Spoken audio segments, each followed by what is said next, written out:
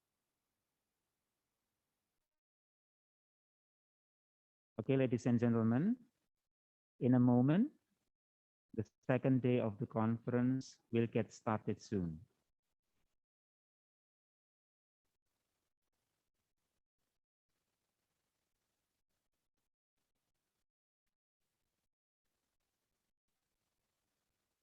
Oke, mulai ya, Mas. Assalamualaikum warahmatullahi wabarakatuh. Good morning, ladies and gentlemen. Welcome to the second day of the 5th International Conference on Rehabilitation and Maintenance in Civil Engineering, bearing the theme Advanced Research and Technology for Rehabilitation and Maintenance in Civil Engineering. This morning, we are going to begin with keynote speech session. There are going to be 3 keynote speakers in this session, namely Professor Muhammad Shahin, Budi Yulianto, PhD, and Yusron Saadi, PhD. Ladies and gentlemen, this conference is organized by the Department of Civil Engineering of Faculty of Engineering of Universitas 11 Maret Surakarta in collaboration with the Department of Civil Engineering of Faculty of Engineering of University of Mataram in cooperation with NTU, National Taiwan University, Hiroshima University, Nihon University, University of Stuttgart, TU Delft, University of Technology, Himpunan Ahli Konstruksi Indonesia atau HAKI, National Center for Research on Earthquake Engineering, Himpunan Ahli Teknik Tanah Indonesia, Universitas Diponegoro, Universitas Pembangunan Nasional Veteran Jawa Timur, Universitas Jember,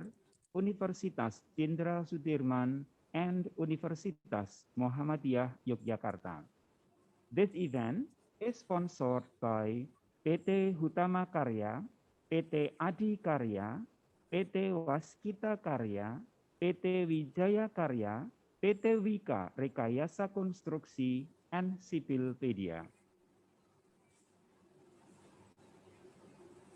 Well, let's get started soon.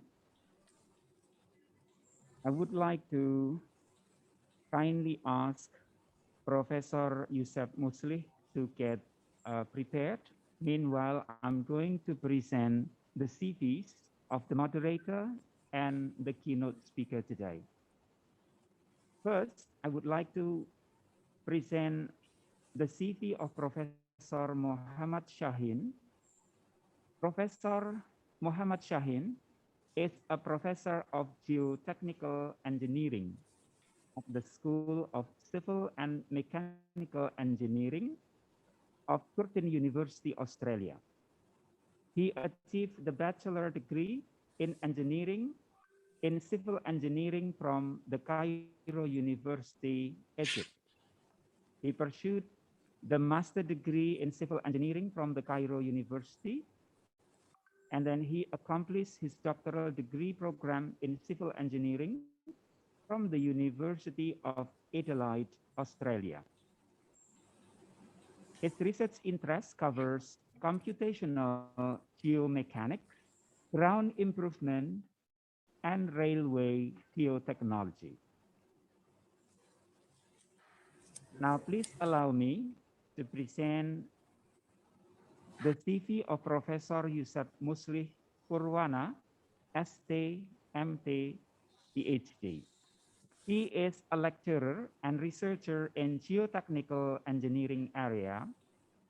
Apart from that, from 2015 until 2019, he was invited as a reviewer at Dinas Lingkungan Hidup, Surakarta, a local government agency for supervising environmental issues for infrastructure projects in Surakarta. Since 2018, he has also been assigned as a reviewer of Tim Ahli Bangunan Gedung, or TABG Surakarta, a local government agency for supervising the quality of civil structure design. Prof. Muslih accomplished his Bachelor of Engineering and Civil Engineering in 11 Maret University, and then he accomplished his master degree program in civil engineering from the Bandung Institute of Technology, and then he obtained his doctoral degree in civil engineering from the Curtin University, Australia. And he is also the member of Indonesian Society for Geotechnical Engineering and also International Soil Mechanics and Geotechnical Engineer. Please welcome Prof. Muslih. I would like you to kindly invite Professor Sahin for the next keynote speech. Thank you. The floor is yours. Okay, thank you very much, Master of Ceremony, Mr. Yusuf Kurniawan. Do you hear my voice? Yes, it's very clear. Okay. Assalamualaikum warahmatullahi wabarakatuh. Good morning, ladies and gentlemen. For the next 50 minutes, we are going to hear the presentation of our keynote speaker. He is Professor Mohammed Sahin from Civil Engineering Department, Curtin University. He will be delivering the speech with the topic Biocementation in Civil Infrastructure Development. Good morning, Professor Sahin. Good morning, Professor Sahin. Good morning, Yusuf. Can you hear me? Okay. Okay. You have around 35 minutes for your presentation. Sure. And you will have around 50 minutes for question and answer session. Yeah. Professor Sahin, stage is yours. Thank you. I need to share my screen. I have to admit that I'm not that good in technology, so bear with me, please. I will share my screen and tell me. Okay.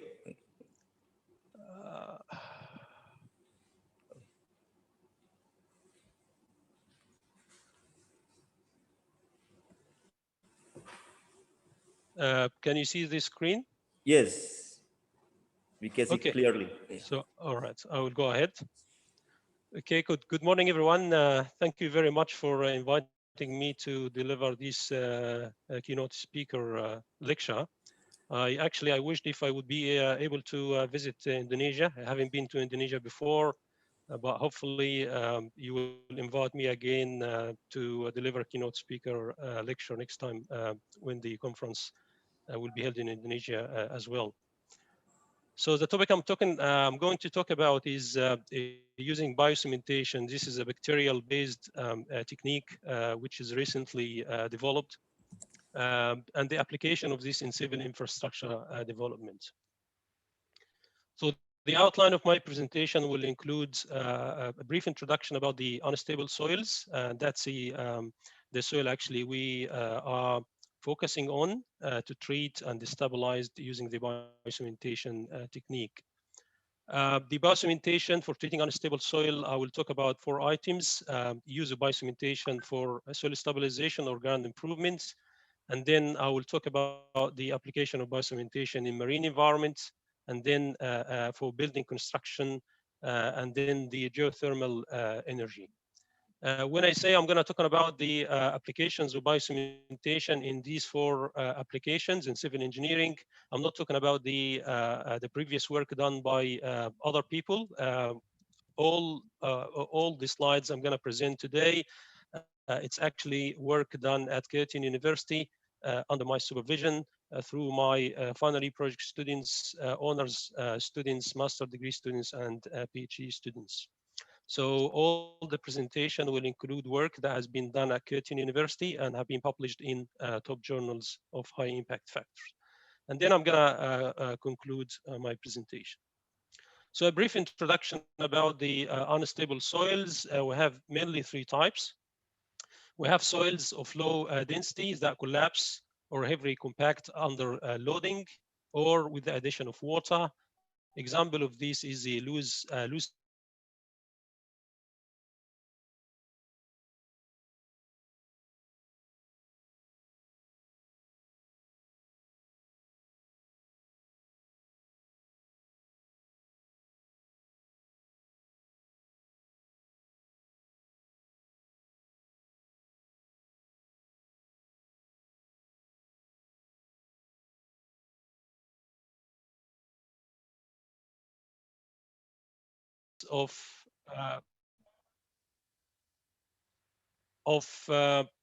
do you still hear me?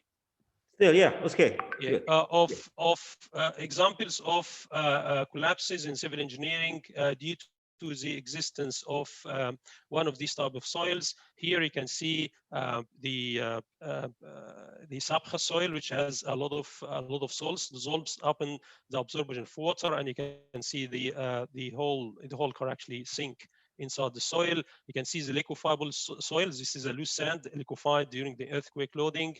Here, the collapse of construction in Singapore due to the existence of soft clay. And here you can see cracks in the facade of one of the buildings due to the reactive soils. What I'm going to focus on in my presentation today, I'm not going to talk about the use of biocementation for stabilization of each single type of these soils. I'm going to focus only on the sand soil. The reason behind this is the use of biocementation until now for any kind of soil rather than the sand hasn't been a success, and we are working currently on use of biocementation to successfully apply it to different other soils rather than sand. But I'm going to focus on sand, and this is what we have done so far at Curtin University. So the solution, the common solution to treat the unstable soils in civil infrastructure developments will include the replacement of the entire unstable material. This could be unpractical if the layer that you need to replace is going to be very thick, because in this case, you need to make a deep excavation and you need to have like a temporary retaining walls until you excavate the unstable soils, and that will cost money. The other solution is to use pile foundations or very stiffened rafts. Pile foundations will transfer the load from the building to a deeper layer, and you will be able to avoid the unstable layer and transfer the soil. But this solution is not cheap; it's expensive. The most commonly used solution is to stabilize the soil by adding chemicals. It's a chemical stabilization by additives, like you can add lime or cement. And that's the most commonly used method for soil stabilization so far. There are currently 40,000 projects per year performed worldwide employing chemical stabilized soils at a total cost of $6 billion US. Chemical stabilization by Portland cement, the use of OPC, ordinary Portland cement, is by far the most commonly used soil stabilization method, but this method actually has a lot of shortcomings. For example, chemical stabilization by Portland cement is not environmentally friendly, and the reason is because the manufacturer of Portland cement is responsible for almost about 10% of the CO2 emission, and that's an example of the CO2 emission coming from the manufacture of cement. So even for concrete technology now, they are trying to avoid using the Portland cement by using alternatives like geopolymer for producing concrete. Likewise, in soil stabilization, to avoid using cement lime because they are not environmentally friendly, and we find alternatives like using geopolymer, for example, and this is something actually we apply and we use at Curtin University, but better than the geopolymer is the use of biocementation because it's completely environmentally friendly, as I'm going to show you in a minute. So the concept of the biocementation is using technique called microbial induced calcite precipitation, MICP. And the concepts briefly and easily is if you have a soil that is unstable, like loose sand, for example, so you have a lot of voids and you don't have too much point of contact to take the load, what we do actually is we prepare a bacteria. It's an earth-based bacteria, something called Bacillus pasteuri. This is something actually we grow in-house at Curtin University. We have a very good microbiology lab, and actually we grow the bacteria in big numbers in a fluid, and then we add to that fluid, the bacteria fluid, we add what we call cementation solution containing urea and calcium chloride. And what happens here when we add this combination to the soil, the bacteria will consume the urea and produce carbonate. And the carbonate will chemically react with the calcium chloride to produce calcium carbonate, and calcium carbonate will precipitate at the points of contact of the soil. So the gray ones here are the precipitated calcium carbonate, or we can call it calcite. And that's a production of this process. So the bacteria with urea and calcium chloride injected inside the soil, you'll end up having precipitated calcite at the point of contact, and that will increase the strength heavily, and it will actually be able to get the load. This is an example, a real example. That's the sand before treatment using biocementation, and that's the same sand after treatment. How can we apply the biocementation technique in the lab and in the field? In the lab, what we do, as I said, we're focusing on the sand. We put the sand in a mold, and we put filter up and down. And then what we do, actually, we can mix the sand with the bacteria solution, or we can inject it up and down, or down and up. Inject the sand with the bacteria fluid, and then the bacteria will stick to the nucleation sites of the soil particles, and then we make another injection with the biocementation, with the cementation solution, which is urea and the calcium chloride. The calcite will actually be produced in a matter of 24 hours. So this is an advantage for biocementation as well, is we can produce the calcite in 24 hours rather than 28 days. If you use the Portland cement, you need to wait 28 days to get the full strength. Biocementation is not pozzolanic, so it doesn't need time to set. It's set within 24 hours. With one flushing of the cementation solution, you might get a certain calcite, which is not going to be enough to get the UCS value, the compressive strength value you need from the soil. In this case, you need to do more than one flush. So one flush in one day of cementation solution, you produce certain calcite production, and then the second day you do another flush and another flush, and so on and so forth. Based on our experience, to get something like 500 kilopascal, you need between 3 flushes to 7 flushes of the cementation solution to be able to get half a megapascal of UCS strength, which is going to be enough for most geotechnical engineering applications. In the field, you have two methods. If you need to stabilize the top layer of the soil only, like stabilize the top layer of a railway track, you can use something called surface percolation. So you can actually spray the bacteria fluid and then follow with the cementation solution. That will allow you to stabilize the top layer of the soil. So that's an application in railway engineering, and that's application in roadway engineering. If you need to stabilize a deeper soil layer, so you need to do the injection, deep injection, in which you insert in the soil injection tool until you reach the level of soil where you need to stabilize the soil, and then you inject the bacteria in a fluid, followed by the injection of the cementation solution until you will have that sphere of stabilized soil. Then you take up the injection tool, and then you inject the bacteria, followed by the cementation solution. You get another sphere of stabilized soil, and so on and so forth, until you'll be able to have like a stabilized column of biocemented soil. And then you repeat this in different places in the area where you want to stabilize the whole soil layer. In my presentation here, there are a lot of parameters actually that affect the quality of the biocementation in civil infrastructures. So I'm going to talk about the those applications and the parameters investigated at Curtin University. I'm going to talk about the use of biocementation for ground improvement. And when I talk about ground improvement or soil stabilization, I will show some slides about the impact of the parameters we investigated. For example, the degree of saturation of the treatment itself, fully saturated versus partially saturated treatment, the degree of temperature, the temperature at which you stabilize the soil, room temperature, 25 degrees centigrade, versus if the weather at which you stabilize the soil is hot, 50 degrees, like in the most of the Arab Gulf countries, or the cold at 4 degrees. I'm going to investigate the impact of the initial pH level of soil and how that affect the quality of the biocementation treatments.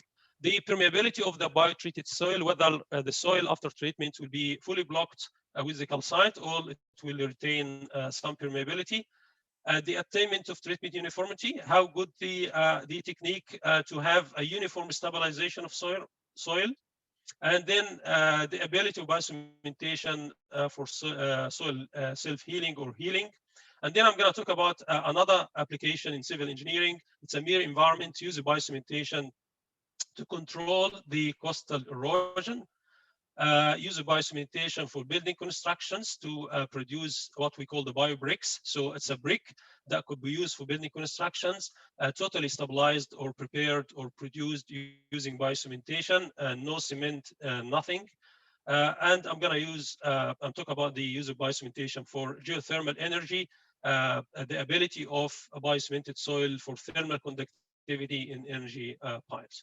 So let's start with the application of biocementation for ground improvements. And again, I need to repeat here that all the slides I'm going to present include work that has been done at Curtin University. So I'm not talking about the other people work.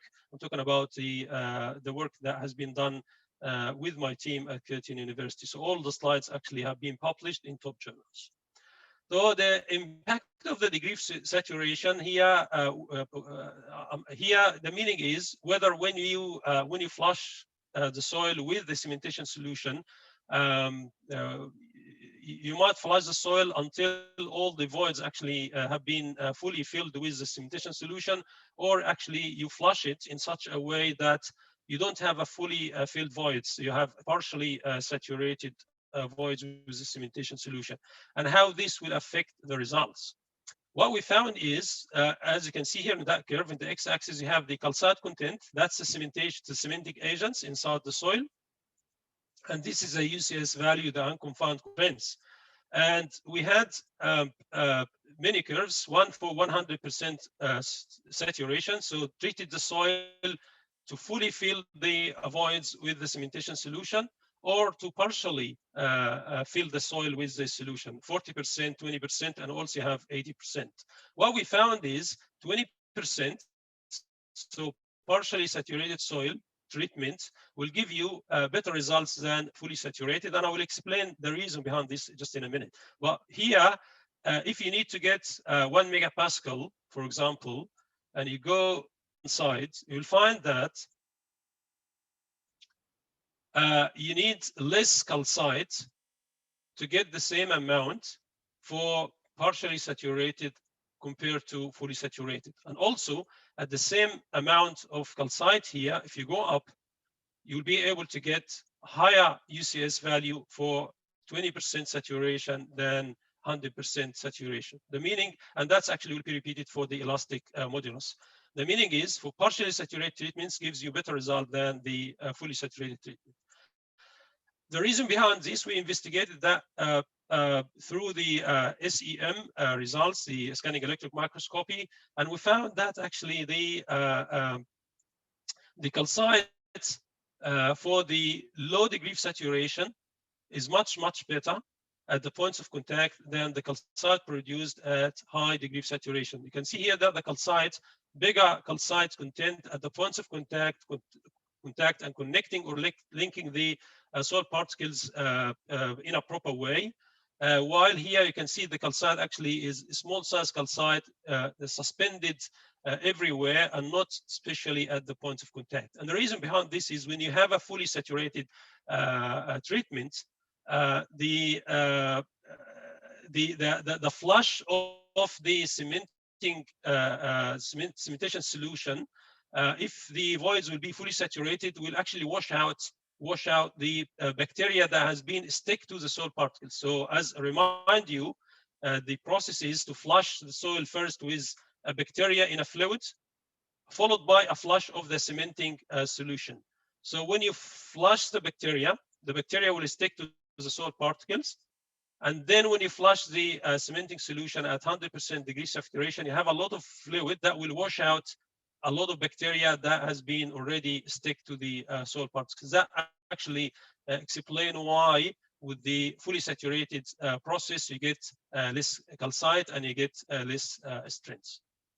So moving on to the impact of the degree of temperature, we found that in the x-axis here, this is a calcite content, UCS value in the y-axis.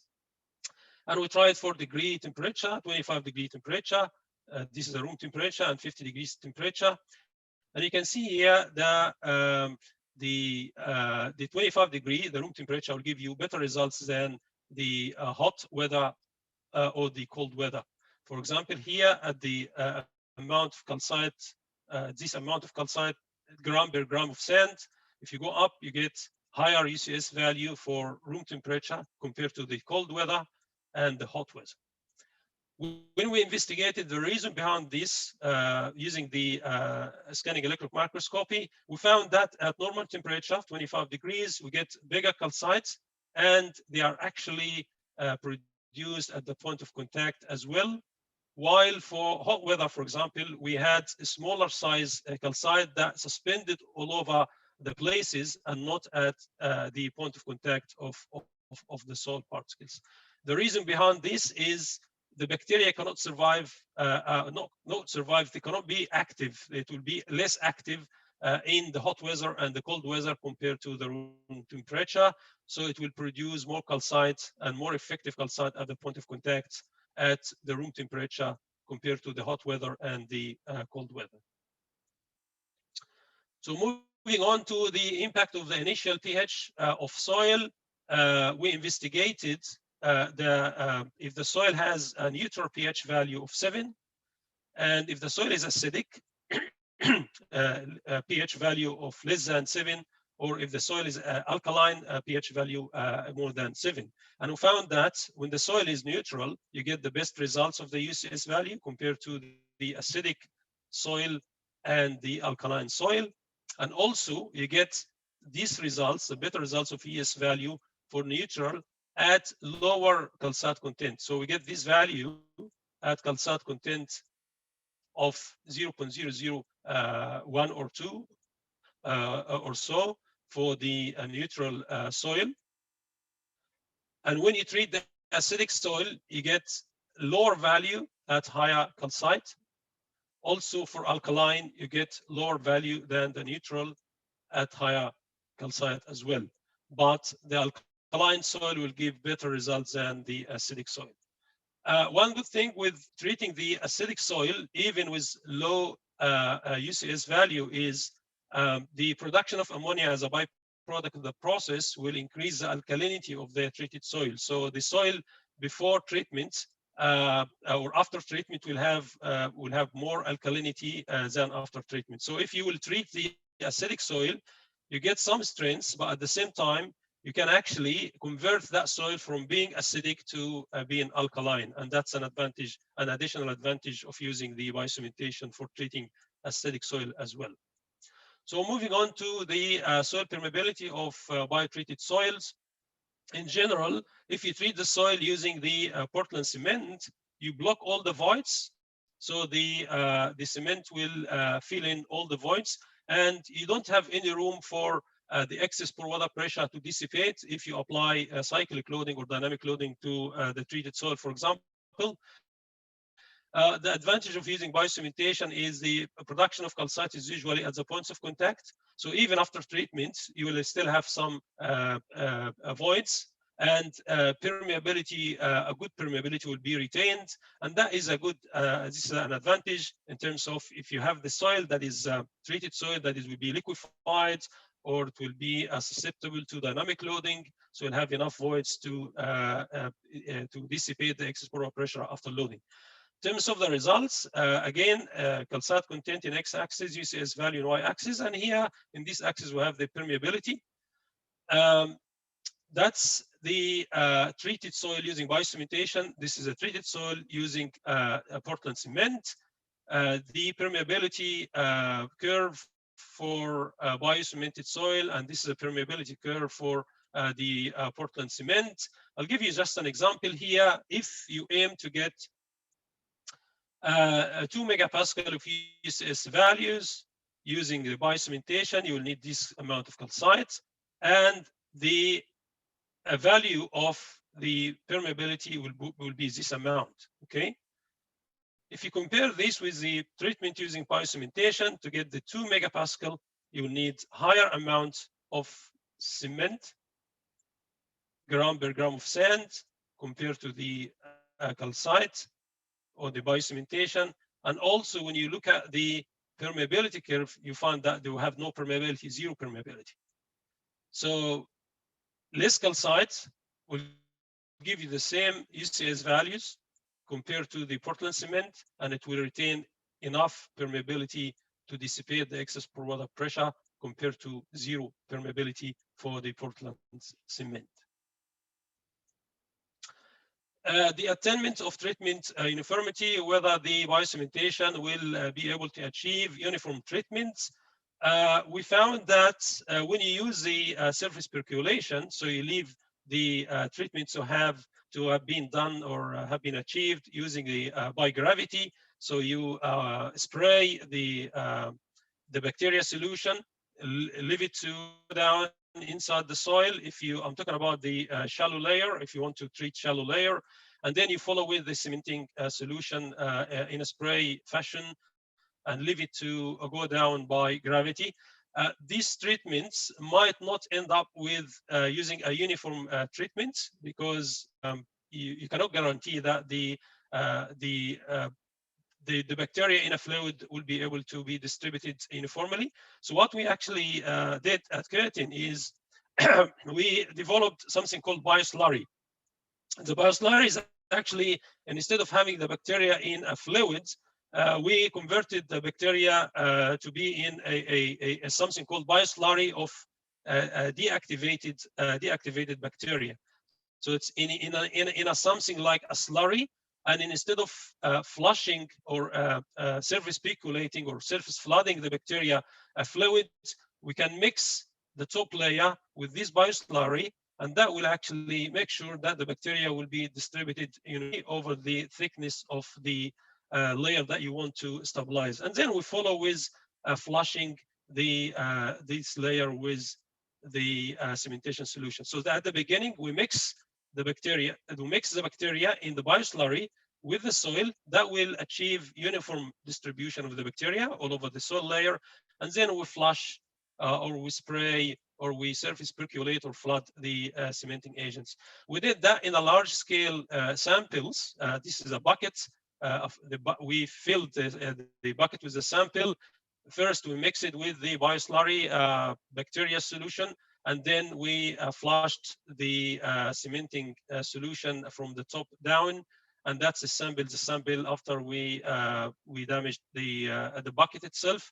And here are some results. We found that the CaCO2, this is a calcite content, actually is uniformly distributed from the top of the sample to the bottom of the sample. That's after one cycle of treatment, and that's after 2 cycles of treatment. So the last thing I'm talking about in terms of the ground improvement using biocementation is the soil healing. The good thing about biocementation, that's additional advice as well, is if you treat the soil using biocementation, the bacteria itself has the ability to survive for a long time. Okay, so even if you treat the sample, for example, I'll give you an example here on the left-hand side. This is a sample that was treated using biocementation, and then we go to the sample and we crush the sample, and we had the UCS value of 790 kilopascal. Okay, and after crushing, what we did, we filled the fractures here. We filled them with a cementation solution, and the reason is the bacteria has the ability to survive for thousands of years, and when you have the crack like this, the bacteria will still be there and surviving through the bacteria spores. There's something called the spores of the bacteria. It will survive for a long time. So when you have that crack, you'll have the bacteria surviving still. If you feed the bacteria with nutrition, and then you feed it with the cementation solution, it will be able to produce calcite again. So this sample, which we actually crushed using UCS value, we've got 790.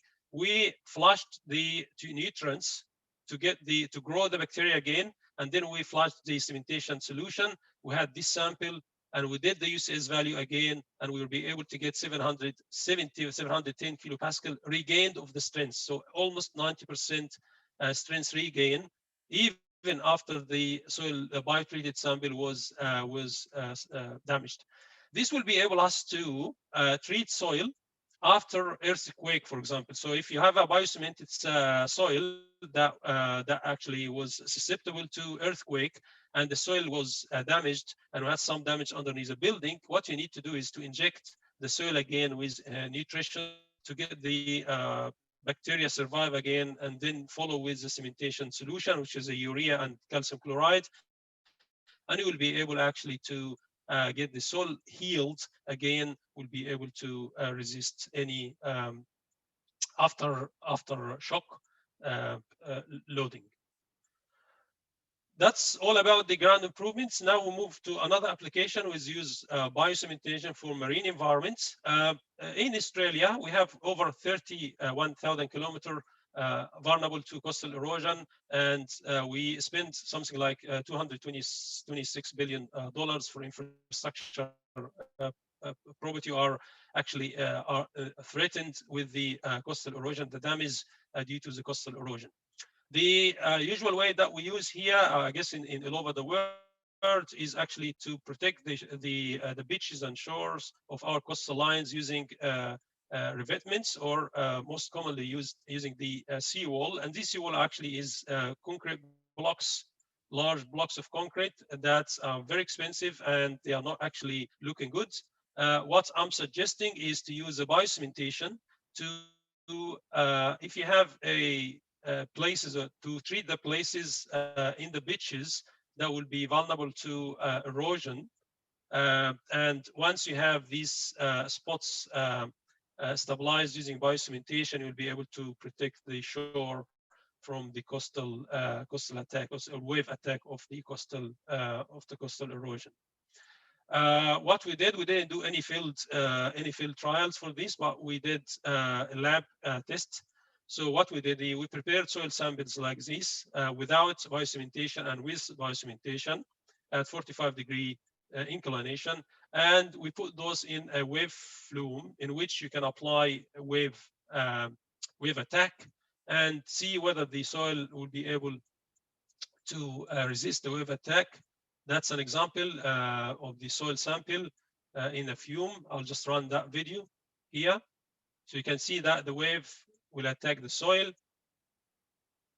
Okay. And these are some results we obtained. When the soil is not cemented, you can see that the soil is eroded under the wave attack. And when the soil was biocemented, you can see that the soil actually can stand and resist the attack. Show you some results. We have 6 soil samples. Soil samples are untreated. 2 soil samples treated lightly, with the amount of calcite is very light, and 2 soil samples, the amount of calcite is heavily treated. And this is the curve that represents the mass eroded as a percentage. You can see here for untreated soil, the loss was high, the eroded soil was high, and when you go down for the treated soil samples, you can see that the eroded mass was less than 5%, and that's very, very acceptable. So actually, we found that the biocementation is working for marine environments. In addition to that, what we did actually at Keratin is the cementing solution that we use to treat the soil using biocementation has 2 components, as I said. Urea is not expensive, but the calcium chloride, the commercial calcium chloride we use, is expensive, and that's the most expensive component of the process itself. So in an attempt to reduce the cost for marine environment applications, we use the seawater instead of the commercial calcium chloride, because we know that the seawater has a calcium ions. So what we did actually, instead of treating the soil using urea and calcium chloride. We used urea and seawater instead of calcium chloride, and we found that we found that it works. The UCS value can get the same UCS value if you use seawater, okay, compared to if you use commercial calcium chloride here. And even you can, at the same calcite, you can get higher value of UCS value for the seawater compared to the commercial calcium chloride. And the reason is when you use the seawater, the chemical reaction takes time, and when it takes more time, it gives you better calcium production. But the problem or the drawback of using the seawater is it will take a lot of flushes to reach the same value of the calcium chloride you get from of the calcite you get from the commercial calcium chloride. For example, with 6 flushes of commercial calcium chloride, you get something close to 500 kilopascal UCS values, but with 60 flushes of seawater, you get lower value. 80 flushes, lower value. Even 100 flushes, you get a lower value. And to reach the value, you need to get something like probably 200, 250 flushes of seawater. But the good thing with this, we're talking about application in marine environments, use of seawater in marine environments. So the seawater will come naturally by the tide. So every tide, you have 2 tides during the day. Every tide is one treatment of the soil. So what you need to do actually in the beach, you mix the soil or flush the soil with the bacteria solution, and then you add the urea only, and you don't add the calcium chloride, and leave the calcium ions to come from the seawater. So 1 flush per day, 2nd flush per day, that's 2 flushes. And over a month or so, you will have something like 60 flushes. 2 months, you have something like 120 flushes, and you're able to reach a very high value VCS value that will protect the beach from the wave attack. Prof. Shaheen, the time is remaining 3 minutes. Okay, I'll go very quickly. Probably Okay. give me 5 minutes. Okay. For No building problem. for building constructions, actually, we'll be able to produce bricks that actually has been produced totally from biocementation instead of having the OPC, which is not environmentally friendly, or the fire clay, which takes a lot of energy. And we did a lot of tests to check the bio bricks against the compressive strengths. At 20% calcite, we had a very high value of 5.6 megapascal. We tested that against the salt attack and freezing thawing at 10% and 20%, and it was working very well. We tested the biobricks against the fire resistance, and we were able to have the biobricks actually resisting the fire up to 400 degrees centigrade without any damage, but it damaged at 60 degrees. So overall, it worked well as a brick for building constructions. Finally, for geothermal, we try to use the biocementation to treat the soil if you're going to use the energy piles, because if the soil will be more transferable to the thermal conductivity, so the energy piles will work very well. If you have the soil was not treated, the point of contact will be low and the thermal conductivity will be low. The idea is if you'll be able to contact this soil at the point of contact using the biocementation, the rate of thermal conductivity will increase. And this is what we did in the lab. We tried many samples. We used the calcium chloride against magnesium chloride, and we ended up having a high value of thermal conductivity, double of the value you get from the untreated. So untreated soil will give you a value of 1.7 watts per meter Kelvin. We will be able to get 3.25, which is double the value if you treat the soil using biocementation. And that's what the calcite contents under the SEM. So in conclusion, biocementation is a promising, environmentally friendly and sustainable technique that can be used for ground improvements and soil healing. Better biocementation treatment can be obtained at lower degree of saturation and for normal weather conditions. Surface percolation can be used for field implementation of biocementation, but attainment of treatment uniformity is achieved using Bioslurry. Biocementation is a viable solution for controlling coastal erosion of sandy deposits, and seawater can be used as a calcium source to reduce the cost of biocementation in this application. Biocementation is a successful solution for production of bricks, which we call biobricks. Biocementation with 100% calcium chloride is effective at improving the thermal conductivity of soil for geothermal energy piles. Before I finish, I just need to thank my collaborator from China, Professor Liang Qing from Jiangsu University, and Dr. Ralph Kordowich from Murdoch University in Australia, my former PhD students, Dr. Donovan Moja, and many formal final year undergrad projects. Without their efforts and the collaboration, I wouldn't be able to get this work done. Thank you very much, and I'm more than happy to answer any question if you have.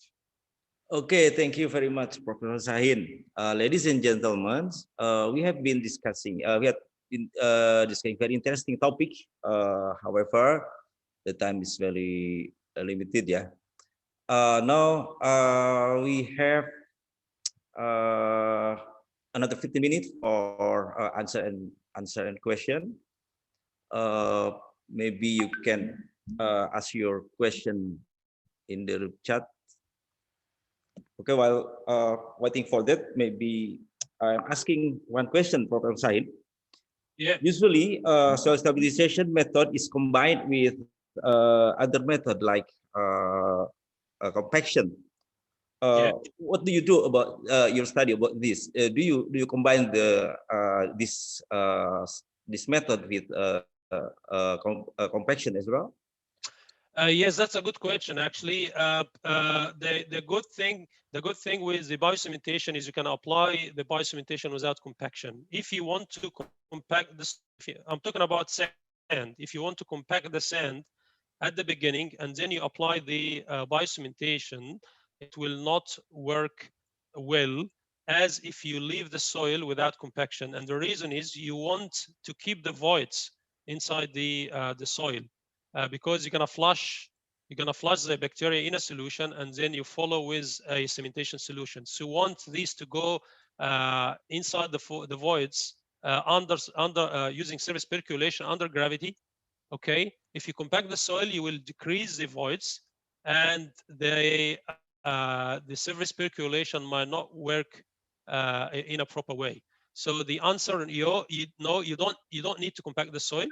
If you want to compact the soil to certain relative density, but keeping enough voids for the solution to go through without any problem, that will be better. So okay, no need to compact then, yeah. You can compact it lightly, but not heavily. Okay. Because we need to keep the voids for the solutions to go through. We need to keep high permeability for the solution to go through. Okay, another question from Sumiati Gunawan. Is asking about is it safe for environment if urea and calcium chloride is used for a certain period of time? Is it safe or not? It's the process itself. It's safe. Yes, we have a byproduct of ammonia, and that might be an issue for groundwater if you're gonna use this groundwater as a drinking water. So you need, if you're gonna use this groundwater as a drinking water, you need to clean the water from the ammonia that will be produced from this solution. But based on my information and talking to our people here at Water Corporation is the water authority here in Australia. They said if we're gonna use the groundwater table, if the groundwater as a drinking water, definitely we will clean the ammonia as part of the process of cleaning the drinking water. But if it's gonna be used for plantation or irrigation, it will be it can be used as a fertilizer. So this ammonia actually will fertilize the soil rather than actually damage. Sorry, will fertilize the soil and fertilize the plantation rather than damage the soil. So it's only when you use it for drinking water, you have to clean it from the ammonia. And this is a common process that every water authority use in any country. Okay, Mr. Sumiati, do you satisfy? I hope satisfied, yeah, okay. Okay, the next question, Prof. Sahid, come from Remir Joseph from Nigeria. In your study, soil under hot weather condition up to 50 degrees Celsius, provided less UCS value. Does it mean that treatment isn't applicable in hot environmental? If yes, do you plan to conduct future studies on how to adapt his method approach in hot regions? Yes, that's a good question as well. That was a concern actually for us about the biocementation because it seems like, unless you have a good weather close to the room temperature, you wouldn't get the same UCS values at hot weather and even at cold weather, despite the fact that cold weather it works better than the hot weather. The solution for this actually is currently, we started last year to find, first of all, to find different bacteria that can actually survive and be active in hot weather and cold weather than the bacteria we used. But it didn't work as well. We tried many types of bacteria, but it didn't work. We had the same results. And now we're moving on. And instead of using the bacteria itself, is to use the enzyme. The main concept of using the bacteria is the bacteria itself has an enzyme inside it, and this enzyme inside it, when the bacteria will be fed by the cementation solution, the urea, the bacteria consume the urea as a food, and the urea react with the enzyme that is inside the bacteria to produce the carbonate. Okay, that's the main concept, and the carbonate will react chemically with the calcium chloride to produce the calcite. So what we did actually at the beginning, we tried to get the enzyme out of the bacteria using a centrifuge machine at Curtin University. And you need to grow the bacteria in millions and millions to be able to get enough enzyme from inside the bacteria. But the enzyme we were able to get out of the bacteria wasn't that much, and it didn't work honestly. And what we did actually at the moment, starting from last year, is to get an enzyme that is similar to the enzyme inside the bacteria, but we obtained that enzyme from the soybean. So we extracted enzyme from the soybean. We extracted that in-house at Curtin University. Similar enzyme to the enzyme inside the bacteria from the soybean. So now we don't have to even use the bacteria. We can use that enzyme extracted from the soybean, and this is very cheap. And then we can mix that enzyme with the cementation solution, calcium chloride and urea, with the soil as well. And in one go and in one mix, we can get up to 1 megapascal. This is not gonna be, in terms of the weather, will be less susceptible to the weather conditions. So you can use this technique in hot weather, in cold weather, and even in normal weather, and you will get almost the same results. I have to be honest with you that I didn't yet try the new technique. It's called EICP, not MICP. MICP is microbial induced calcite precipitation. Microbial here because it's a bacteria. Now we use a technique called EICP, enzyme induced calcite precipitation. And this enzyme is not a bacteria enzyme. It's an enzyme similar to the enzyme in the bacteria, but we get it from the soybean. We used it at the room temperature so far. It worked well. With one mix, we can get 1 megapascal. Later on, we're gonna use it at hot temperature and at low temperature, but we don't actually, we expect to get the same results, because the problem with the bacteria is at low temperature and at very high temperature, the activity of the bacteria actually will be decreased, and it will not be able to produce enough calcite.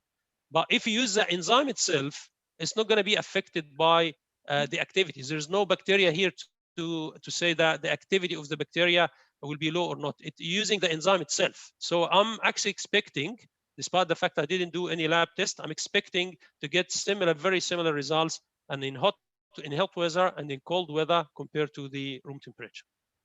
Okay, very clear explanation, Professor. Yeah. The next question is from Siti Nurlita from Solo. He's asking how effective the biocement stabilization if applied in the real infrastructure other than the project like marine environment, geothermal, and building material. Is there any other project is very good for to be used? I mean, this method to be used in that project. What kind of projects you can use it anywhere if you need soil stabilization. You can use it under any under foundations before you build the foundations. You can use it in road constructions, and you can use it in railway engineering. You can use it in marine environment. You can use it anywhere. What other projects you talking about? Are you talking about real projects that a biocementation has been applied to? Is that I didn't actually understand the question. Okay. It can be used anywhere, as long as you have a soil, weak soil that you need to stabilize for any projects in civil engineering. Meaning that this method can be used in any project. Any projects that you need to stabilize the soil. It's similar to what when you stabilize the soil, you usually use chemical stabilization by mixing the soil with cement to give it strength. You can use it at the same method as you use the Portland cement anywhere in any project. Okay. But it hasn't been used so far in real. If the question is actually, has this method been used in any projects in real conditions? No, it hasn't been applied to any project in the world until now, because we're in a process of developing the method itself, but hasn't been used commercially. It hasn't been used in any projects in the field at the moment. Okay, relating to that question coming from Galuh Krismaniwan, he's asking about the organic soil. What about this method to be used in organic soil? Is it very good as well? No, as I mentioned at the beginning in my presentation, I said all of our work is focused on sands. Okay. We tried the biocementation with clay, and it wasn't successful, unfortunately. So organic soil is one of the clay type. So I'm not expecting the this method to work well with organic soil. The reason is it has something related to the mineralogy of the clay. The mineralogy of the clay has an impact on getting good results, and this is something actually we're working on. Until now, we don't know why this technique is not working with the clay, any type of clay. But we're working on this. And no one in the world, by the way, all the teams working in the world, whether in the United States, in Europe, working in this area, they failed to stabilize any type of clay. It didn't work with any type of clay. And we are now actually speeding, and we're competing to each other to know why this technique is not working with the clay. I'm expecting this to be related to the mineralogy, a chemical mineralogy of the clay, but this is something we need to investigate. Okay, Prof. This is the last question from Hidayat. Yeah. Are there any criteria to select the most appropriate technique for treating unstable soil? Do you have any criteria for that? The best one? Are you talking about the biocementation or any technique? I know this method. Is there any criteria for appropriate technique for? He's asking about treating unstable soil. I think relating to this method. Yeah. There's what kind of criteria? There's no criteria. As I said, as long as you have weak soil for any projects, you can use the method and you stabilize the soil. But I'm talking here about the only criterion is the soil has to be sand. Okay. That's the only thing. Any kind of sand, you can treat it. Whether it's silica sand, calcareous sand, it doesn't matter. You can treat any type of sands, but you cannot treat any type of clay. That's the only criterion at the moment. But the method is actually applicable to any type of sand in any type of projects in civil engineering. Okay, Professor Said, because the time is very limited, we have been half a minute. So actually, I have some question for you. Yeah, sure. Like the humidity and the cost and many other questions. So actually, maybe we can. I'm asking maybe next time. Sure. I'll be more than happy actually to visit Indonesia when the conference will be held in Indonesia again. I was actually I wished if I could visit face to face, but unfortunately because of the pandemic. Yeah. When I was studying there 10 years ago, actually there is no centrifuge device in Curtin at that time. Yeah, but we have now. We have centrifuge. We have Okay. a very up-to-date microbiology lab. It's a big lab now. Really? Yeah, it's a whole section inside our lab actually is specified for microbiology type of things for these kind of soil treatment. Okay. Okay. Thank you very much, Prof. Sahin, for ladies and gentlemen or participants. If you have the question, you can directly contact to Professor Sahin, Yeah. maybe by email, maybe. Yeah. Yeah. Thank you very much for inviting me. Yeah, thank you very much for Professor Sahin and all participants. Please applause for Professor Sahin. Thank you very much, Professor Sahin. Thank you. See you again next time. See you. So, ladies and gentlemen, we have heard about the presentation of Prof. Sahin, and then at the time I give back to MC, Mr. Yusuf Kurniawan. Time is yours, Mr. Yusuf. Okay, thank you very much, Prof. Musli. Thank you very much, Professor Sahin, for the for the wonderful presentation of the first keynote speech.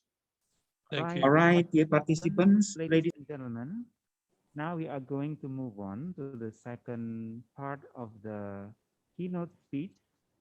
In the second keynote speech, we are going to listen to the presentation delivered by Budi Yulianto, PhD, as the keynote speaker. And this session is going to be chaired by Ari Setiawan, PhD. So, Ari, would you please get prepared? Meanwhile, I'm going to present the CVs of both the speakers and the moderator.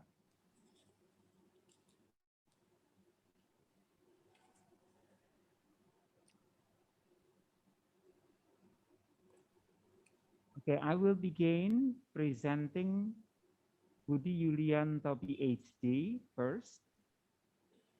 Budi Yulianto, PhD has spent more than 18 years experience in transport modeling, traffic simulation, intelligent transport system, traffic signal control, public transport, freight transport, and sustainable urban transportation. Extensive experience both in consultancy and research projects, national and international, with wide range of tasks such as transport planner, transport modeler, analysis, auditing, and management. Budi Yulianto achieved his bachelor degree in engineering in civil engineering from 11 Maret University, and then he accomplished his master degree in civil engineering from the University of Birmingham, the United Kingdom. And then he accomplished his doctoral degree in the same field of study from the University of Newcastle upon Tyne, the United Kingdom.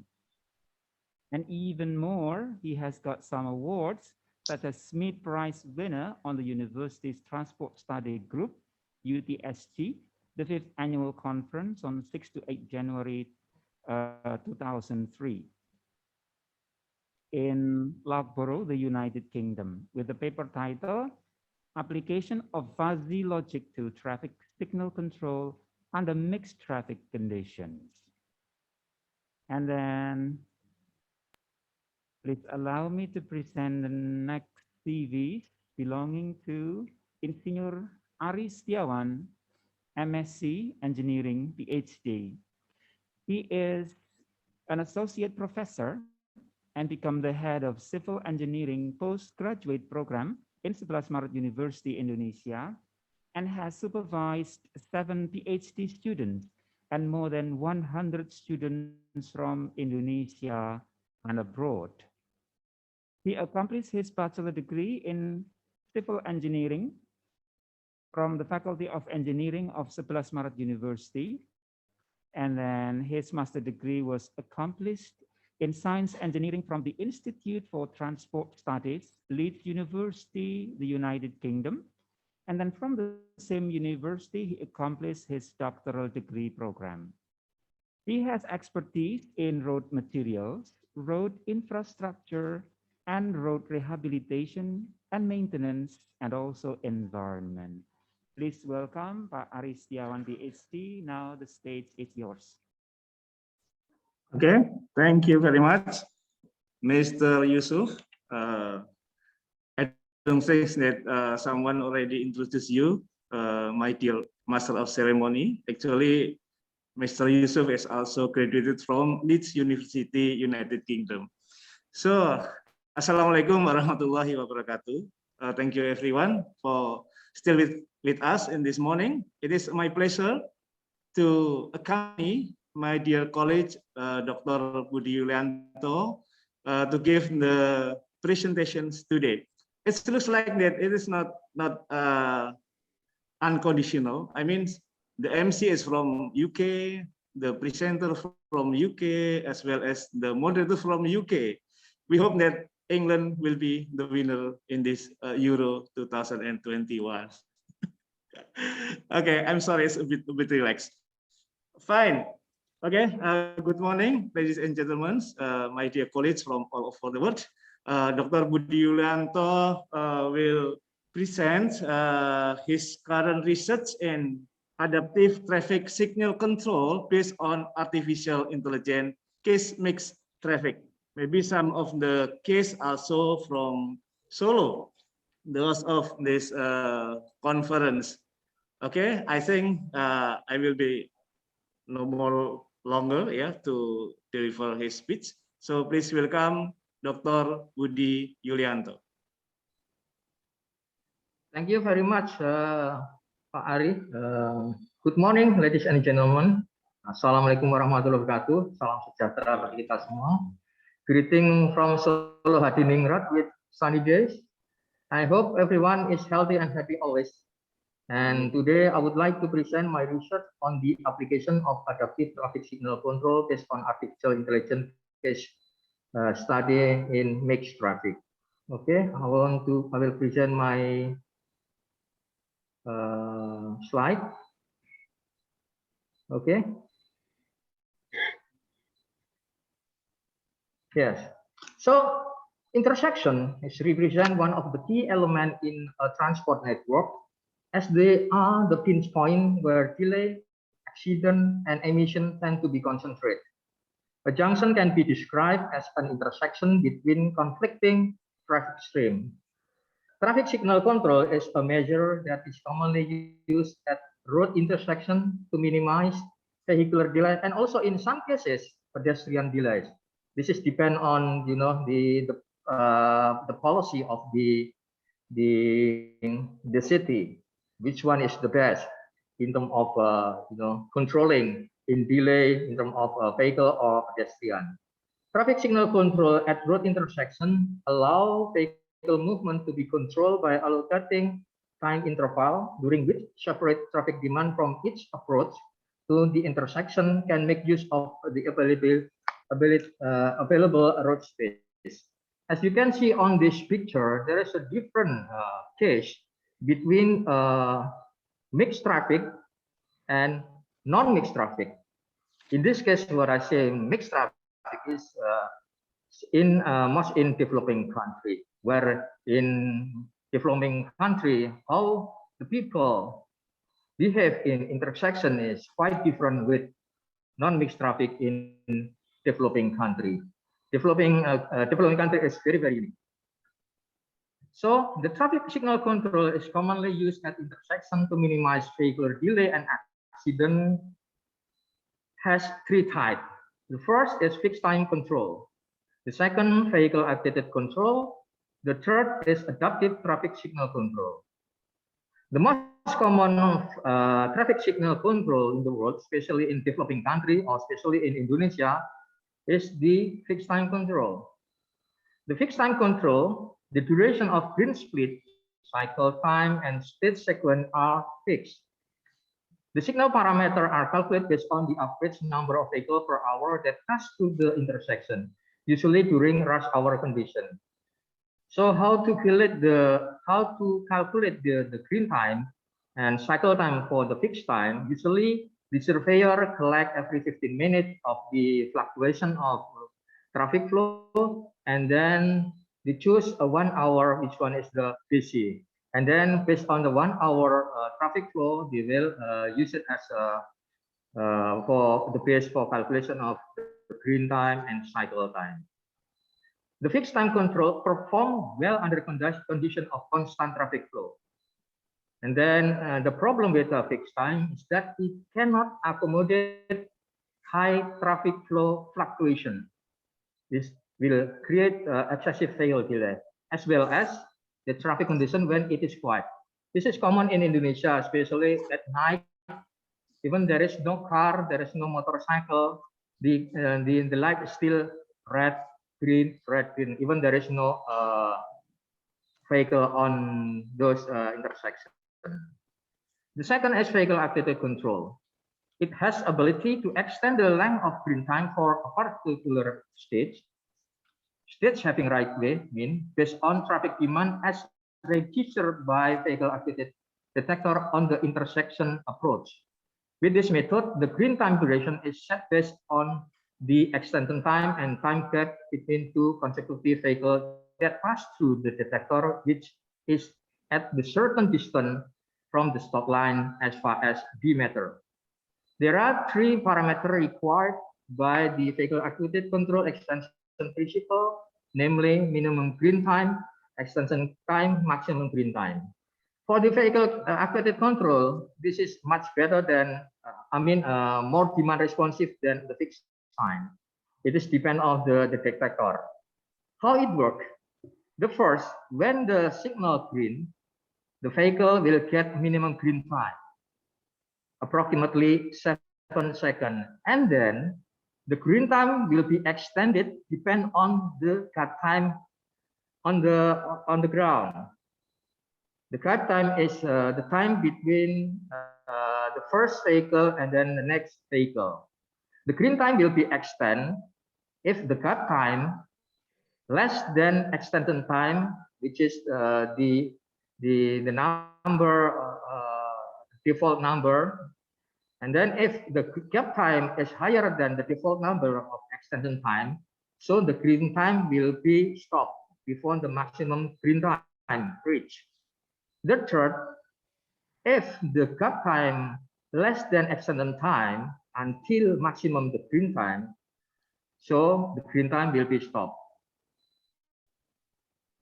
The performance of a vehicle activated control, it is more effective than fixed time control in fluctuation condition, but in heavy traffic condition, the performance is poor. It is because in vehicle traffic condition, the gap time tends to be very short, so that the green time is extended to the maximum value. This causes the vehicle activated control not to be adaptive and with long cycle time. Apart from that, the vehicle activated control strategy has limitation because they only focus on states having green. They do not take into account the traffic demand on the states having red. For example, on this picture that I played, so the vehicle will move and then they will extend the green time based on the states having red. They do not take into account the condition on the approach having red. So this is the problem, because when they extend the green time, the other approach also create the queue, and this causes this controller to not perform perfectly. The third is adaptive traffic signal control. This is improvement from vehicle activated control, which is the aim to maintain optimum traffic flow automatically by adjusting controller parameter, cycle time, green split, and state sequence according to the demand of changing traffic condition. The optimization process adopted by NOVA is to balance between states having green and states having red. So when they give extension the green time, they will see how many vehicles will queue on the other approach. So they try to balance it. Then the controller how to decide the green time based on the data on the ground, namely count and present. So it means if the number of vehicles is higher, so ideally that the green time will be longer. For the case for network traffic signal control, there are two types controller. The first is COOT. It is an online program to calculate a signal plan and monitor traffic flow continuously in real time from detector in on the field. This is for network, not only isolated. What I mentioned before, especially for vehicle activated control, and NUVA is special for isolated control. But this SCOOT is for the network. The detector are installed in each lane of the road to record flow and occupancy. The performance of SCOOT affected by the data obtained from the detector. The optimization procedure include split optimizer, the offset optimizer, and the cycle time optimizer. And then the second is SCAT. This is completely the same concept with the SCOOT, and also they use input data flow and occupancy. They have the same procedure, split optimizer, offset optimizer, and the cycle time optimizer. The only difference is the location of the detector. For the SCAT, they put on the before the stop line, but for the SCOOT is the beginning of when they enter the approach. So most of demand response is based on non-mixed traffic. As you can see on this ground, that all exists the traffic condition in non-mixed traffic. This is only considering a car where they move clearly defined in lanes and neglected motorcycle, especially they work as a lane-based operation. So as you can see how the queue build is very, very neat. It is different with mixed traffic condition. It's very unique, where the traffic composition in the roadway is heterogeneous, consisting different vehicle type, and especially high proportion of motorcycle. And due to a lack of lane discipline, queue at intersection are based on optimum road space utilization, which means vehicle may occupy any position across the roads based on the space available. This is completely different with non-mixed traffic. So if you can see the traffic in Solo, you can see how they build the queue, how they stop during the red time. It is completely depend on the driver. They will go wherever they want. As long as there is space, so they will occupy. Lesson to learn. There are some city apply demand responsive, especially for vehicle active control like Makassar, Jogja, and Solo. But the performance of this controller is not effective, efficient because of the condition of mixed traffic. So based on this condition, therefore, we need to define and we need to doing research how to develop traffic signal control, especially for mixed traffic.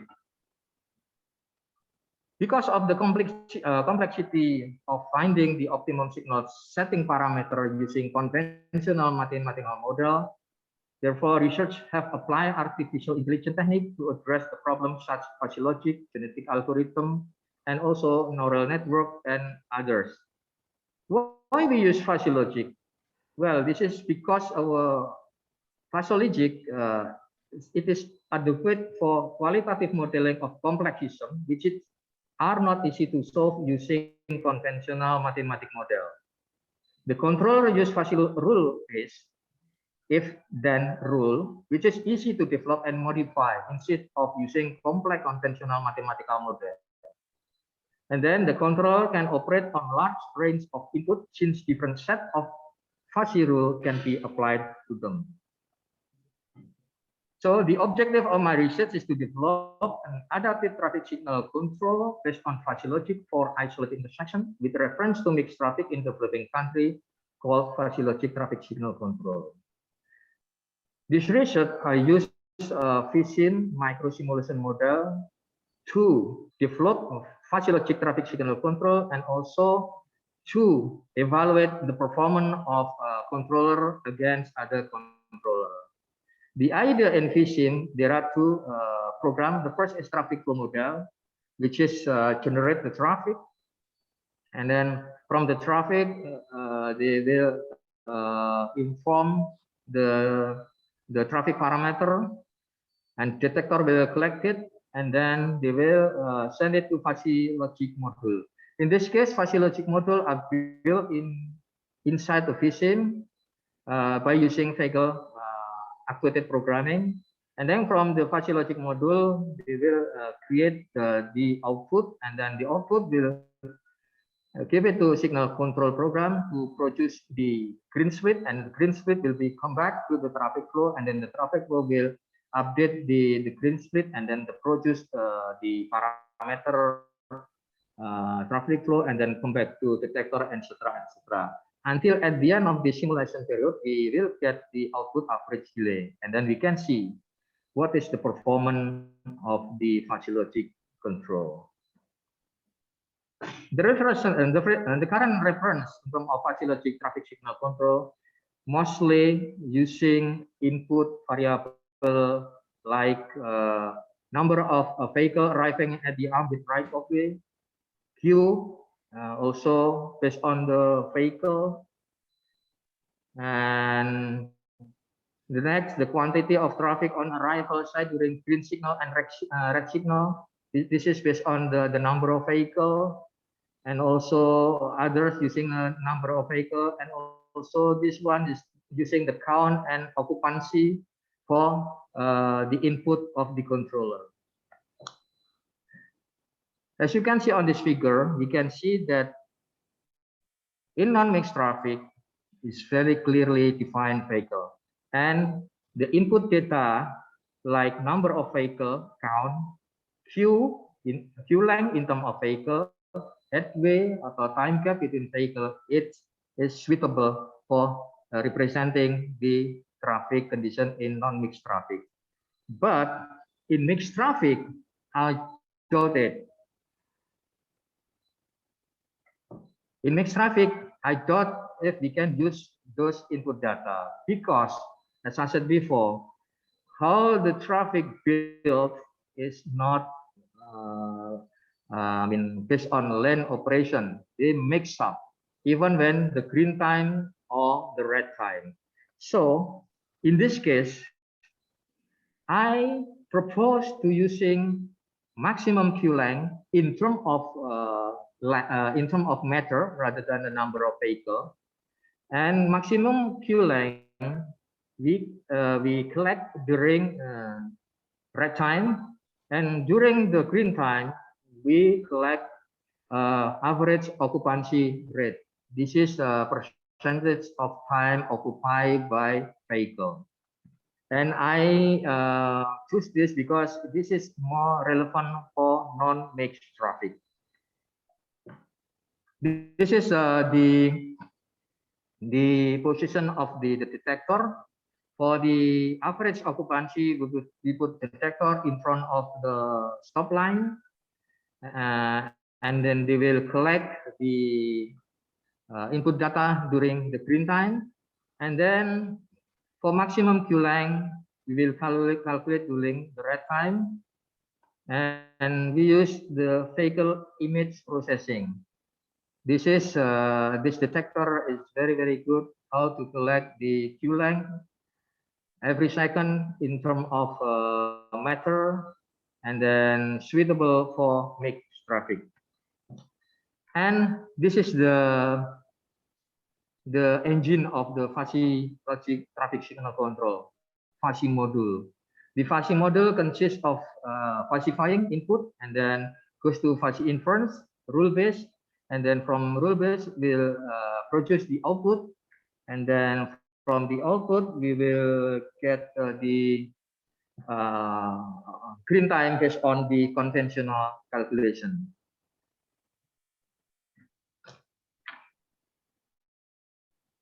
In fuzzy logic, we need membership function. Membership function used for input and output fuzzy logic. The type of membership function are triangular and trapezoidal. This is due to the computational efficiency. And the configuration of the membership function can be done by two types.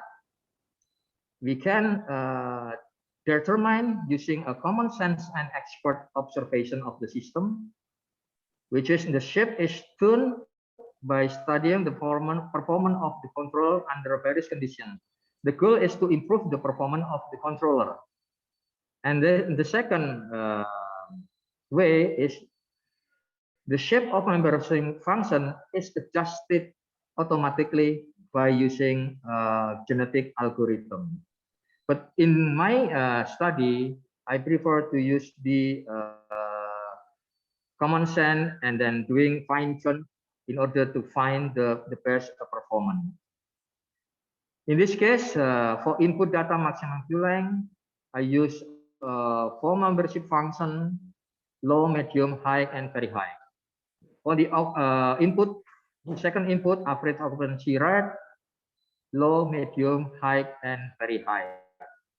While for the output, I use weight. It has 7 membership function from very, very low until very, very high. The correct choice of membership function of fuzzy set plays an essential role in the success of the application. The second is fuzzy rule base. Fuzzy rule base is the basic function of fuzzy rule base is to represent the expert knowledge in a form of if-then rule structure. The fuzzy rule base is a set of fuzzy rule. It maps the combination of the fuzzy input to the fuzzy output. So in this case, I have 4 membership function for input maximum Q length and input occupancy rate. And then from the combination, we have 16 fuzzy rule. And then 16 fuzzy rule, we will get the output of mentioned in the metric. For example, this is rule 9. The rule 9 say if maximum Q length is high and average occupancy is low, then weight is medium. So as you can see in the metric, if this is the Q length, if maximum Q length high and occupancy rate is low, then weight is medium. That as simple as fuzzy rule which I create. And then the next step is the fuzzy inference. Fuzzy inference evaluate control rule stored in the fuzzy rule base. It has 3 steps, namely rule firing strength, fuzzy implication, and rule aggregation. We use Mamdani and Asilian fuzzy rule base because it is computational simplicity and efficient. Rule firing strength, if the antecedent of a given rule has more than one part, the fuzzy operator is applied to obtain one number that represents the result of the antecedent for the rule. The input to the fuzzy operator is 2 or more membership function value from fuzzified input variable, and the output of a single truth value called varying strength. So for example, here we have 16 fuzzy rule base, yeah, and then we interpretation like this picture. For example, this is only 3, and then we have input maximum Q length 10, average occupancy rate 65, and then we do the fuzzification, and then we will get the number of each membership function. We have 2 membership function from we have the value from the input 1 in input 2, and then we only collect 1.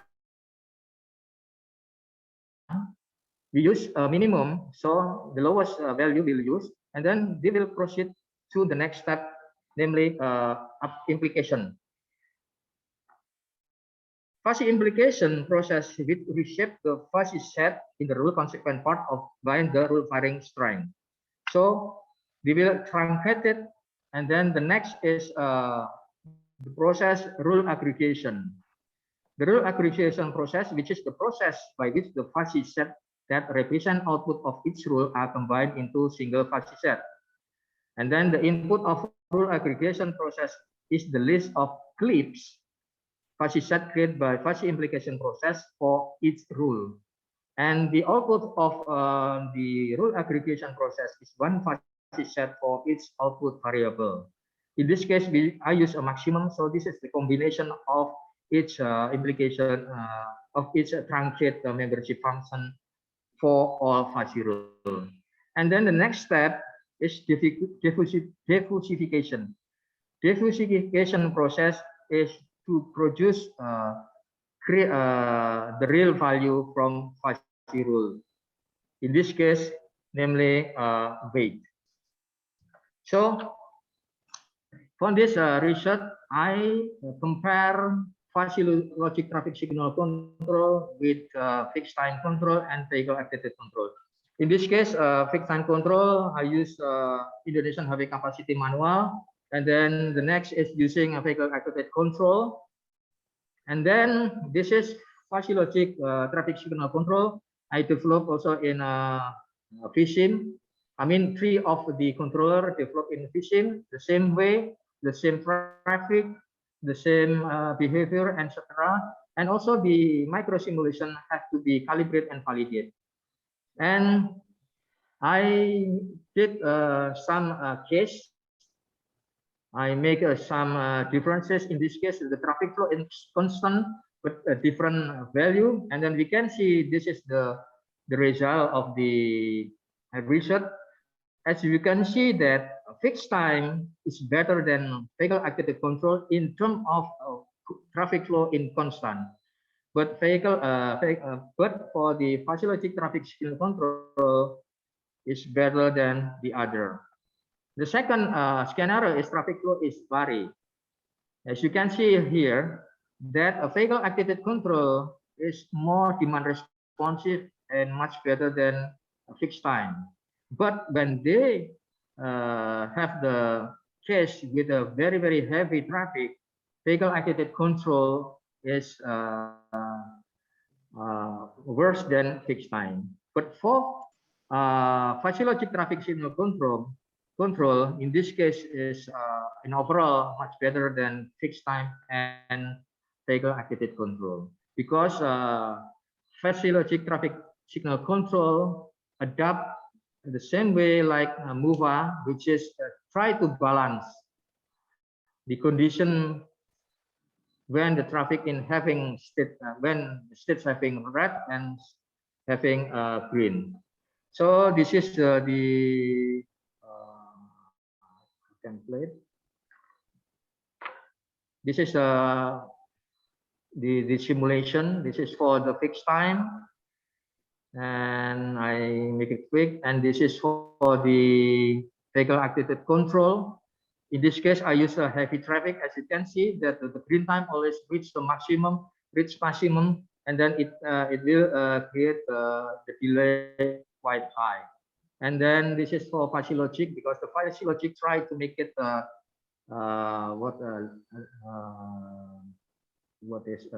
smaller cycle time. They try to optimize, and then this based on the traffic, they will produce green time efficiently, depend on the traffic condition on the ground. So the conclusion that the proposed fuzzy logic traffic signal program has been developed using bug value and with VSIM, and the simulation result indicate that the performance of the fuzzy logic traffic signal control is generally better than fixed time and vehicle activated control in terms of average delay of vehicle, especially in case of time varying traffic condition. And for the next research, it will be necessary to evaluate the level of traffic entering the approach at regular interval to reset the maximum value of total green time in cycle to improve the physiologic traffic signal performance.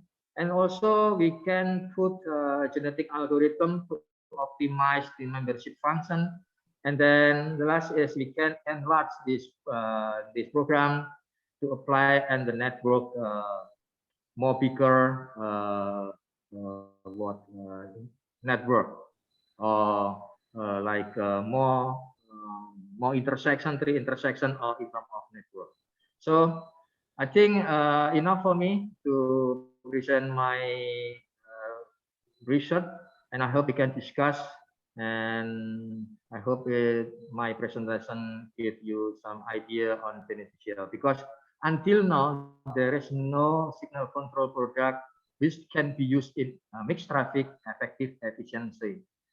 There are some, but developed based on developed country, which is I think is not relevant in mixed traffic. Thank you very much. Bye-bye. Okay, thank you very much. What an interesting presentation, Dr. Budi Yulianto. And don't worry, we already have some question for you.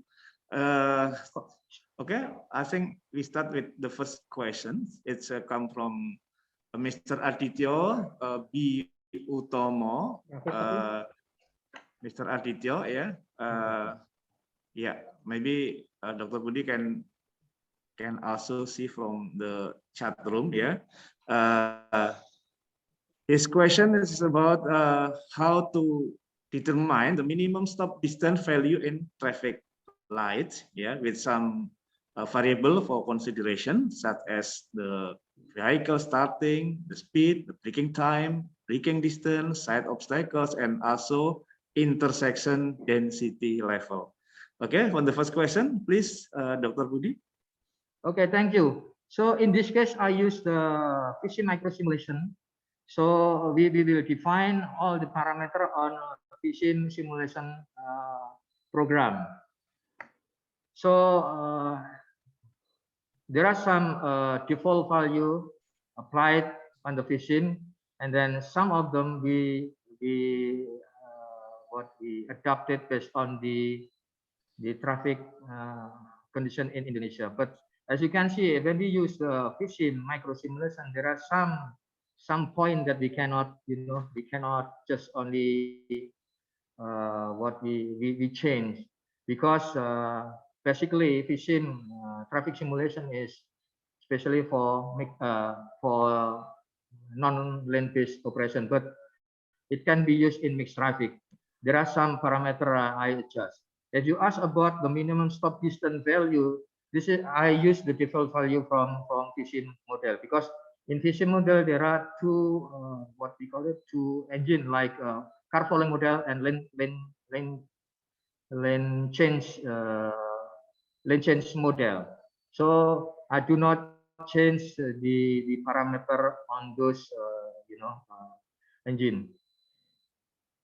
I hope you you understand what I'm saying, and then if you want to discuss more, because this is related with micro simulation rather than related with the physiologic traffic signal control, you can contact me individually so we can discuss more detail about how we model mixed traffic using PC model. Okay, thank you, Dr. Budi. As we know that, I think he is one of the FISIM, yeah. I think the certified FISIM. What maybe you can explain yourself, Dr. Budi. I think maybe some of the audience here will be interested in how to model his research using FISIM. You can talk a bit about your ability. Yes. Yeah. I'm actually the certified FISIM micro simulation model FISIM from PTV. If someone or others, I mean, for the audience want to learn, discuss about FISIM, I will be glad we can share the knowledge about it. Because FISIM, I think, is one of the best micro simulation, can be used for mixed traffic, but there are some limitations. How to change the parameter, and how, for example, on the second question from Kramer, hello, Joseph, are you? How you doing? I hope you everything okay. Yeah, Yeah, we talk about the traffic behavior, like interesting. how to make compliant and compliant driver. There are some way we can do it, but it is not same as in on the ground, right here. Yeah. Yeah. Okay. I understand. Okay. Yeah. If you can ask more, you can ask. Yeah. The second one is from Joseph. I think. Yeah, Joe. I think you can ask directly. I want to hear your voice. Oh, okay. All right. Thank you for the opportunity, Pabudi. It's always, interesting to hear from you. So my question is this. So as you certainly know, we've done some things together, like the success of most traffic optimization of innovations really depends on the behavior of road users. So for compliance on the field, how do you actually plan to engineer their behavior so that they can comply to this, to this your innovation? Yeah, the idea of my logic is about how we use the input data. Comply and comply is happen in mixed traffic. Yeah. So in this case, I assume that when I choose the maximum queue length based on the length, it's all is. I think this already take into account the comply and uncomply. This is my okay. I get your assumption because there are so many variables, uncomplying style, like what's happened in Bandung when they apply SCAD, demand responsive in network like SCAD, they failed because one of the problem because of lack of lane discipline and uncompliant vehicle for the traffic signal control like angkot, because when they stop in the middle of the road, what can we do? But the idea, if we talk about the comply and uncomply, it's very simple. We have to do law enforcement. Yeah, we already have ETLE, electronic law enforcement. So if someone become uncompliant, so we can record it, and then tomorrow they will get the fine. The fine is very high now. Yeah. Okay, Pabudi, thank you very much for your answer. Thank you very much. Okay, yeah, thank you too for your nice questions. And I think Solo, I just introduced Solo, is one city in Indonesia who already adopted the electric traffic law enforcement.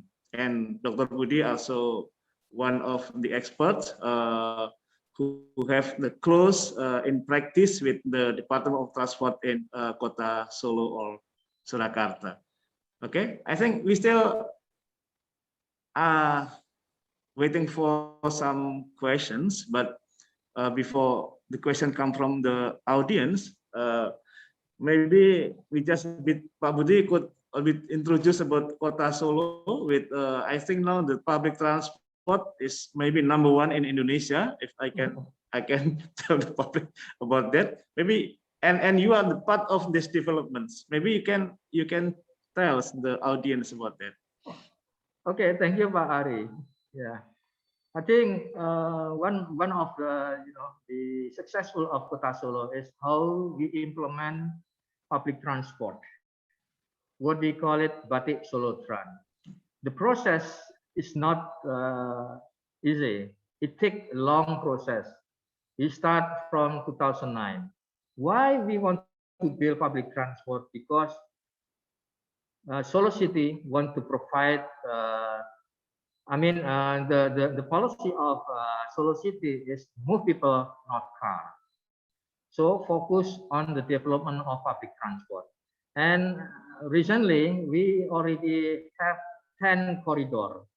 10 corridor consists of 2 modes. One is based on bus, and the second is a feeder. So between feeder and bus is integrated between each other. So it can, accommodate the solo people travel. One of the most challenge is that we develop the contraflow bus lane on the Jalan Selamat Riyadi. And then, yes, for the next step,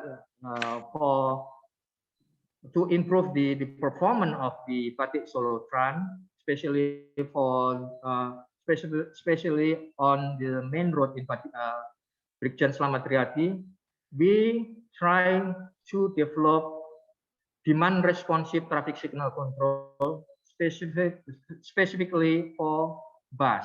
We call it bus priority traffic signal control.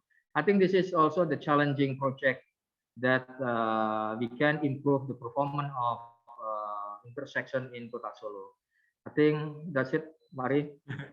Okay, Pak Budi, thank you very much. I think this is your contributions to make Solo just like the city in Europe or another developed countries. We are still waiting the questions, but while waiting, maybe Pak Budi also can tell how this artificial intelligence can contribute into the Solo to be the smart city.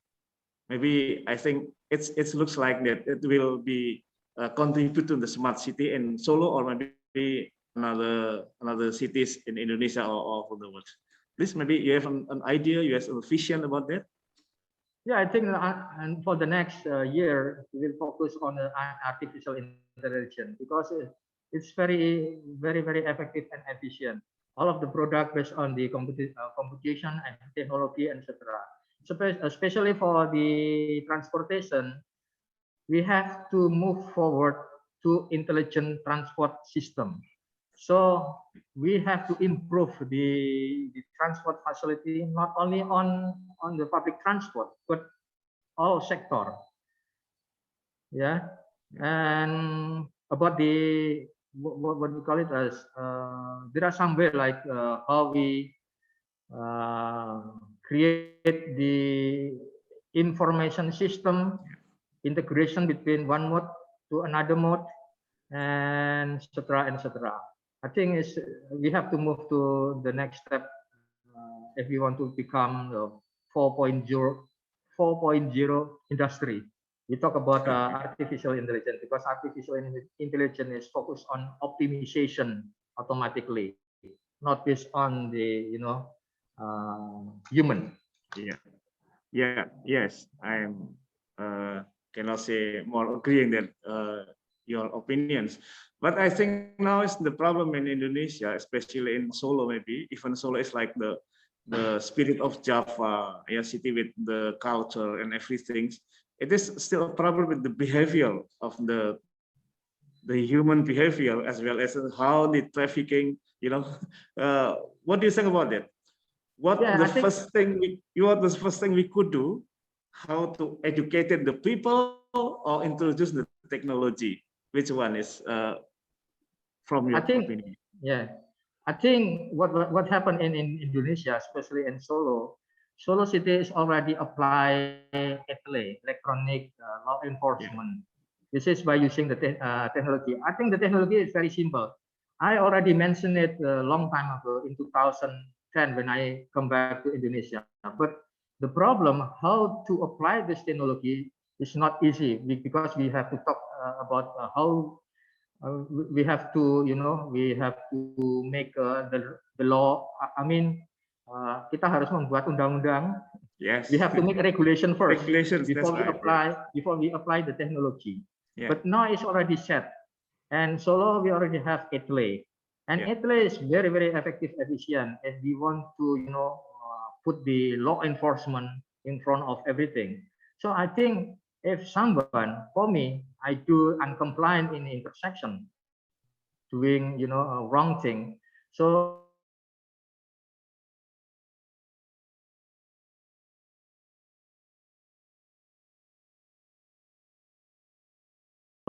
$1 million, and then, well, I will change my behavior. That's it. This is for our transportation because this is what happened in London and many countries. Like in London, they have a special bus lane. if someone, for example, motorized or car, use those bus lane, so they will catch by the system, and then tomorrow they will get the fine, and then they have to pay. And now I think there are not many people doing silly thing like that, because the law enforcement is very strong. So my opinion, whatever we do in management transportation, if there is no law enforcement, it's nothing. Even in what Remir said about the uncompliant, driver, if there is no law enforcement, there is nothing. I mean, make the system not work properly. Yes. Yeah, I got your point, Pak Budi. So whatever the sophisticated the technology is come to the human, come to the people with or it can be done by the regulation, such kind of law enforcement.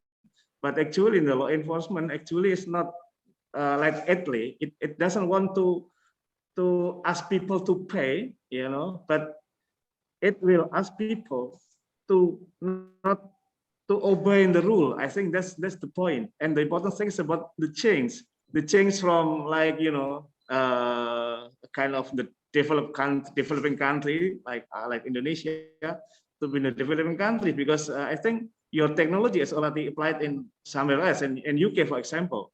As you know that Pak Budi are also the expert not only nationally but also internationally. So thank you very much. It's not polite for me not to open my face so you can see my face properly. Thank you very much, Pak Budi. Thank you very much. Applause, and I will give the time to my dear Master of Ceremony, Mr. Yusuf Kurniawan. Thank you very much and good morning. Wassalamualaikum warahmatullahi wabarakatuh. Waalaikumsalam. Thank you, Dr. Ari and Dr. B. We have already delivered the second speech. Ladies and gentlemen, I hope you are still highly enthusiastic in participating today's conference. And now it is time to move on to the last or final keynote speaker. The last keynote speaker is going to be Yusron Saadi, PhD. And this session is going to be chaired by Retno Utami, PhD. So the moderator, would you please get prepared? Meanwhile, I'm going to present the curriculum vitae of the keynote speaker and the moderator first.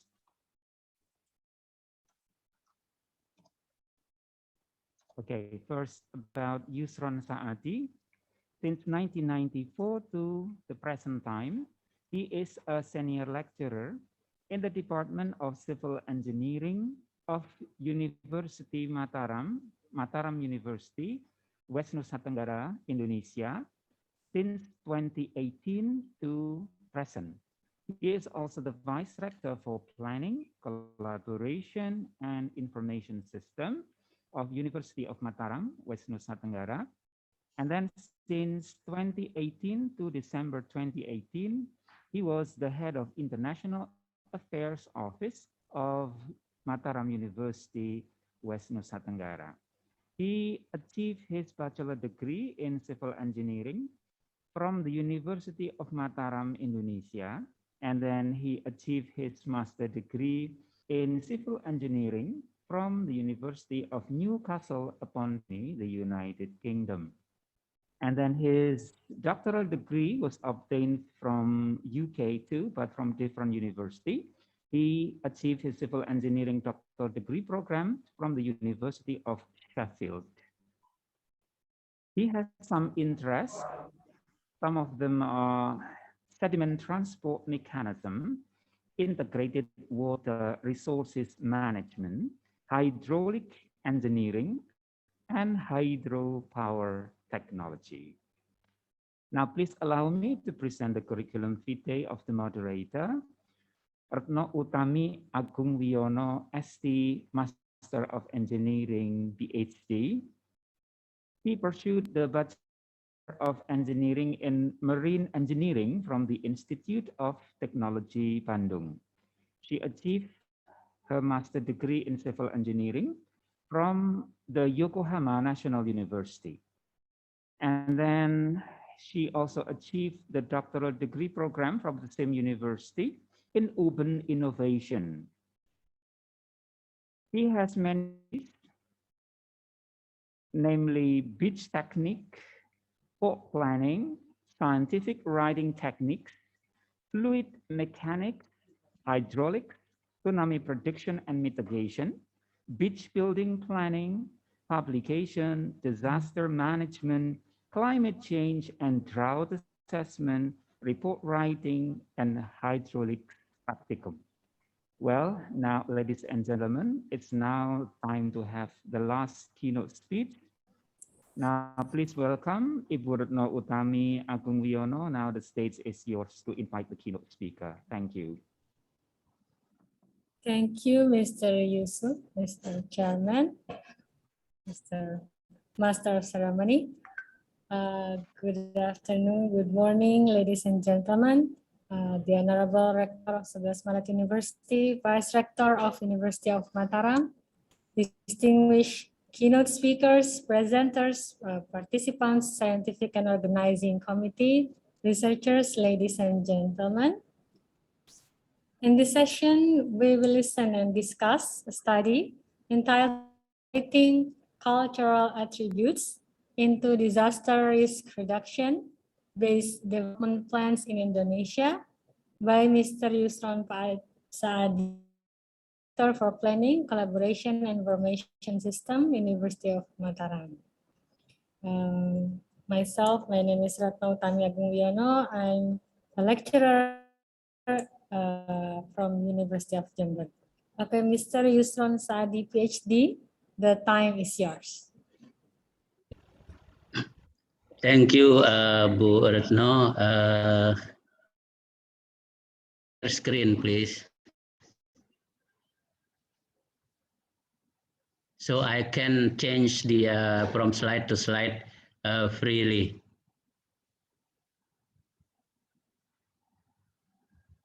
Okay, thank you.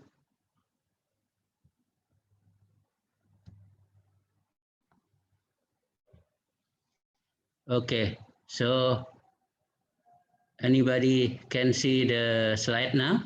Yes, you can see it clearly. Okay, thank you.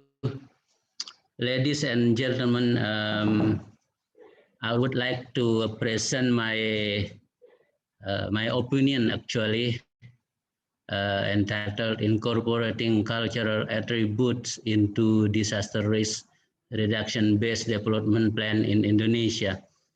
Unlike the previous keynote speakers, which are very technical, this is relatively a theoretical based approach rather than technical one. So I'll continue to my presentation. So this is the outline of my presentation.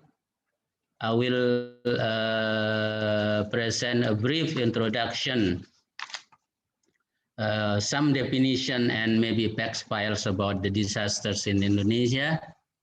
And in the disaster management, also a brief definition, government duties in disaster management, and I will be talking about disaster management cycles. In the proposed concept, I will try to propose a concept which normally we can see it is applied in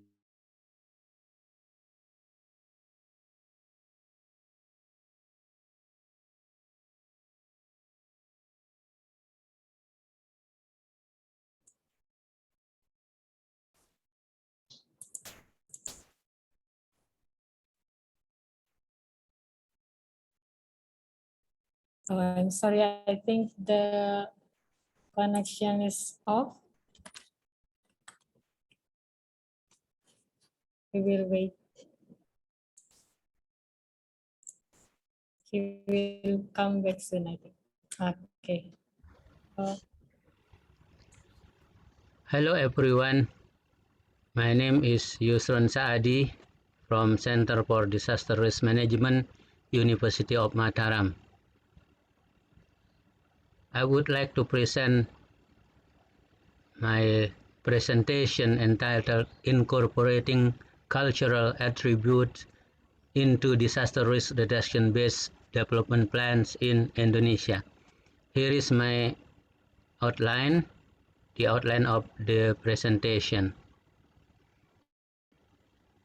Well, you all may know that Indonesia known as disaster prone archipelago because it is lies within the ring of fire, and Indonesia also well known as the disaster laboratory.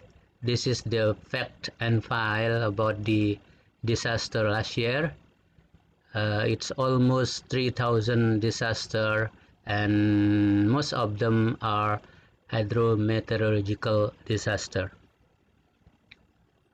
Disaster management is a science that studies disasters, Excuse me, Bu including Retno. Yes, especially Mr. disaster. Can you hear me? Yes, yes. This is my recorded for Yes. parallel presentation. So I would like to use my original. Okay. Yeah. Yeah. Because the connection has problem, so it's. Okay. Okay, please. Okay. Can I continue yes, now? Yes, please. Okay. Thank you. So we understand that Indonesia is well known as a disaster-prone archipelago because it is lies within the ring of fire. And that's why Indonesia is a laboratory, because many natural hazards occurred in this country.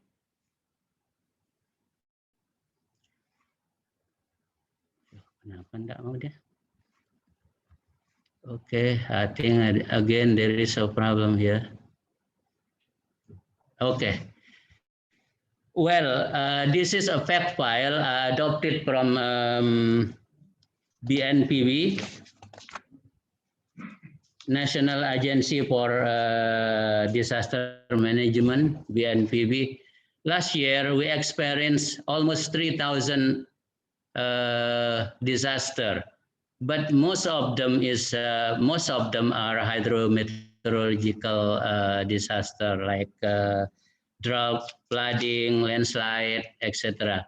So that is why Indonesia is also well known as disaster laboratory, and this is a challenge for us to do something about it. The problem we face that from the social aspect, the high frequency of disaster does not necessarily raise interest to conduct studies. And this is a challenge for us from people, especially university background. We can do some research about it maybe in the future. Well, this is some brief definition about the disaster. Actually, in the Indonesia State Gazette, it is said that disaster management, or DM, is a science that studies disaster, including all related aspects, especially disaster risk and prevention of the disasters. So this is really challenging. As I mentioned the previous back file, we need to do something about it, and especially in terms of disaster risk reduction. So I underline one of the responsibilities of the government in implementing disaster risk management is we have to reduce the disaster risk and should integrate it with the development program. I understand that there is like we call it musrenbang or MPBM, musyawarah pembangunan berbasis masyarakat. But I think that's not enough. Yeah, that's not enough. We need to accommodate local attribute, local experience to establish or to obtain a good document in our development plan. Of course, there are many government policies or legal products that regulate the implementation of disaster management. This is we can see in the government working plan in 2007,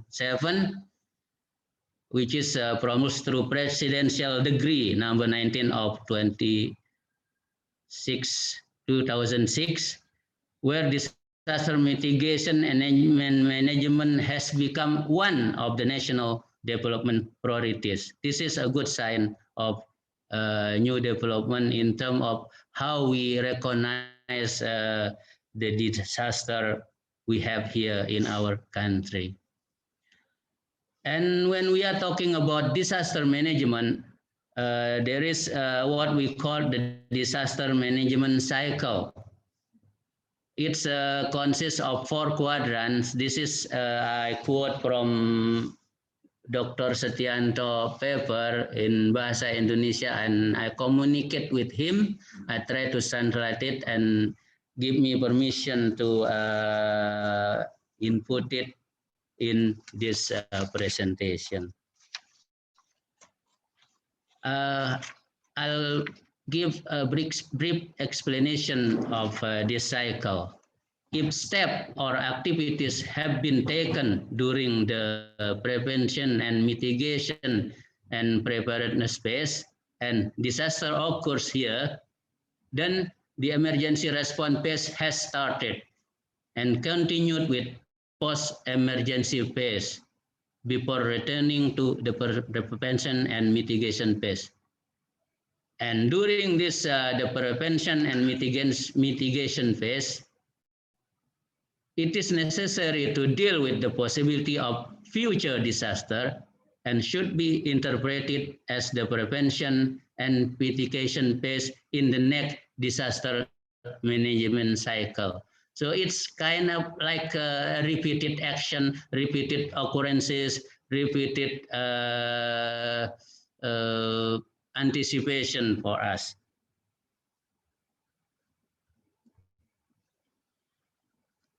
Well, we have to understand that a disaster, because of it has a sometimes different characteristic, it is always considered as new experience and something unprecedented.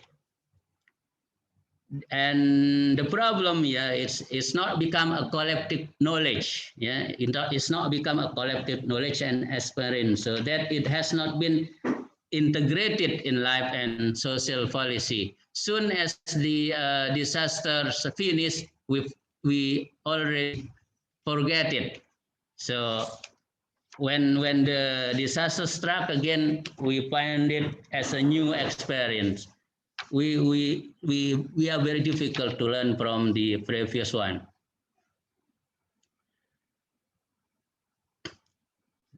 And the other thing about disaster management is how to prepare a disaster risk map. But the problem is the lack of standardization in the preparation resulted in the production of various types of disaster risk map.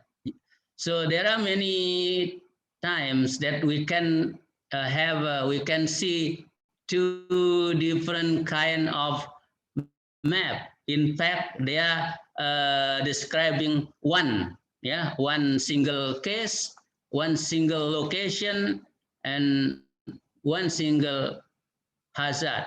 But sometimes because of the lack of standardization, so we can have various types of disaster risk map, and this is confusing, especially for people with less knowledge on technical thing about the disaster.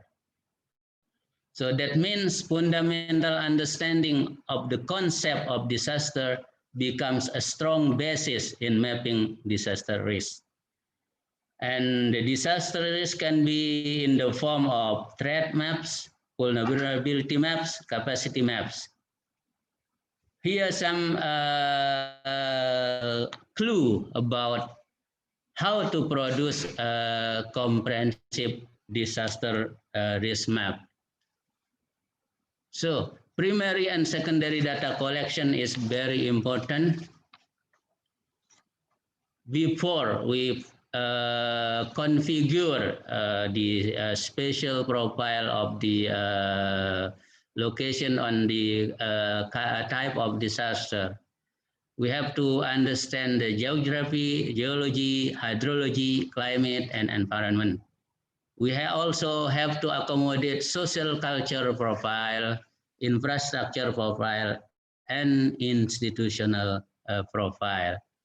From this series of activities, we finally can produce hazard map, vulnerability map, capacity map, and then hopefully we can get a comprehensive disaster risk map.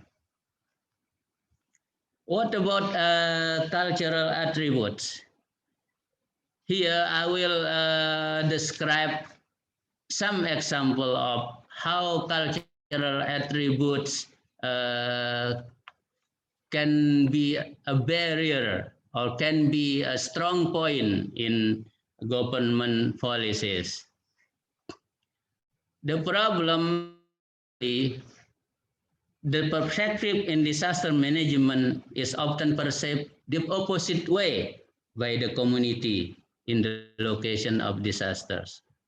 For example, in the slope of Mount Merapi in Central Java province, the government has been in a long persuasion to transmigrate villages to one of the island in Indonesia because Merapi is one of the very active folk in the world. So government try to persuade people to transmigrate them into one of the island in Indonesia. But the element of rejection appear within their community. Maybe nobody want to go to live their say homeland, say their because of there is a strong connection with the place we are living for generation. So the element of rejection appear within the community who decided to stay put on the slope of volcano, adjusting themselves to the dangers based on local knowledge system in the form of direct monitoring by themselves and storytelling of hereditary myths about volcanic activities. So the grandparents tell their children and tell their grandchildren about the myth of the volcano, about the activities of the volcano. From economic aspect, when the government set the exclusion zone because it is very dangerous area, the community sees as very controversial. Why? Because for people living in the area, they will lose their income because no activities, no business activities, no trading, no economic activities allowed to be carried out in the area. It is something very difficult that government and the community have different perspective. The other one is local people believe that natural disasters not a symptom of nature. So they view and impose natural hazard as well as all natural symptom as a natural one or normal as possible within the framework of their diverse cultural cosmology. This is we can find in the indigenous Minangkabau.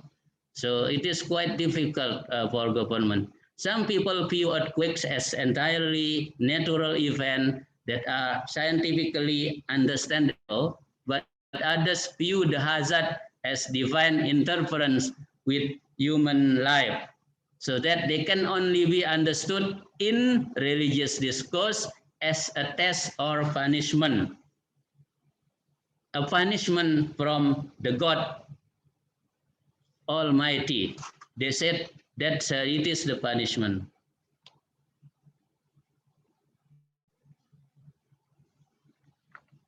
So, from the previous example, sociocultural diversity in Indonesia affect the perception toward natural disasters, the impacts or victim cause, and post-disaster management. When dealing with disasters, people used to embrace and adopt the belief of fatalism, that nothing can be done against disasters. People must live with disasters and accept disasters as they are. This is a very understandable, especially in the area where most of the people are low educated people. But we can do things like that. So nowadays, we try to loss of life and property with measurable pre-disaster prevention in line with disaster management. Another example, good example of local attribute, cultural attribute, is in the North Lombok district.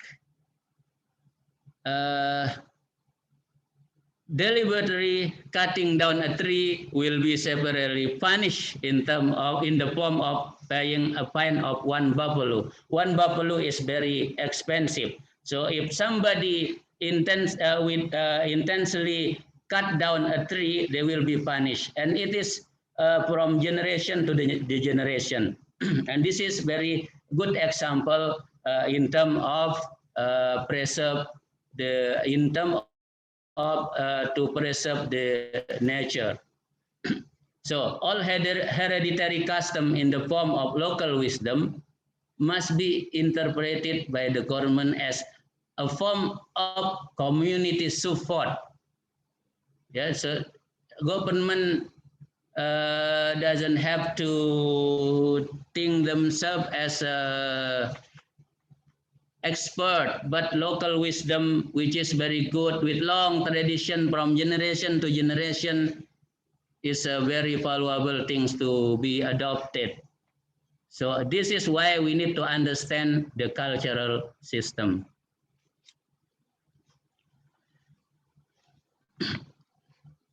I really underline this one, that local wisdom should be accommodated by the government when planning infrastructure development.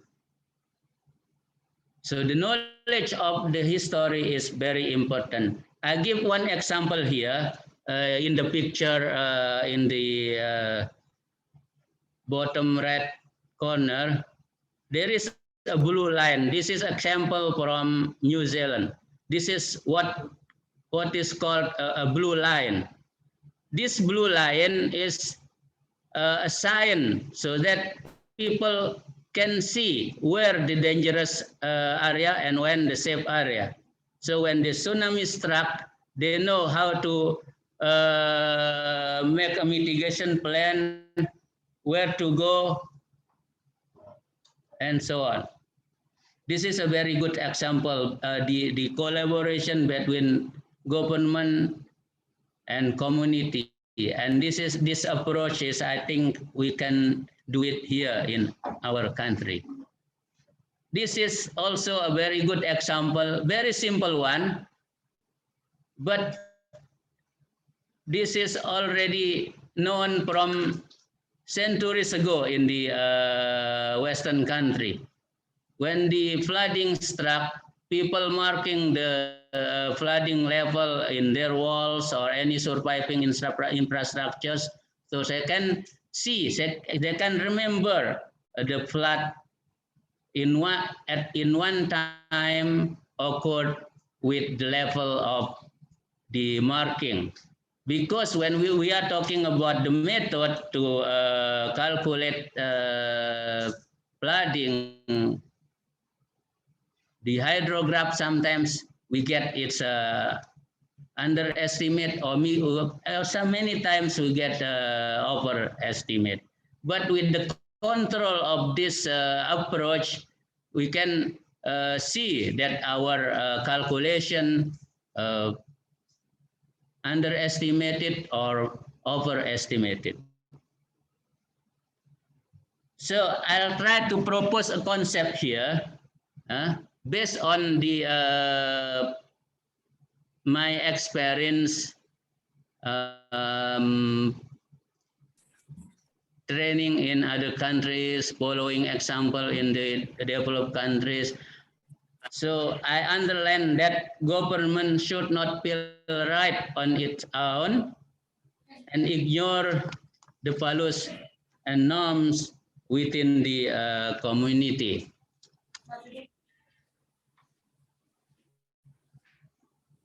Technocratic action, to me, if it is supported by local wisdom, will confirm that the community development in the framework of mitigation and social development is based on high cohesion.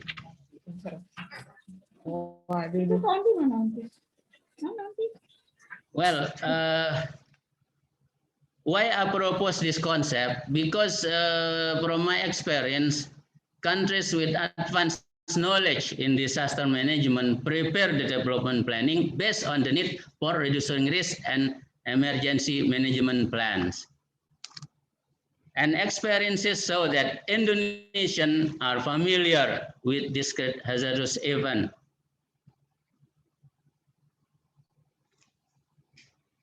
Such as annual flooding and forest fires, we experience it every year. It's repeated. And why it's always happen? Because maybe our mitigation plan is not working properly, is not the right or correct adoption or something like that. So adaptive strategies have been developed in this concept to ensure community well-being. Yeah, may works well for a small-scale disaster, but the community required more effective strategy to anticipate larger scale of disaster. This is the concept I'm trying to propose. Within the disaster risk reduction, we try to divide into 3 rounds.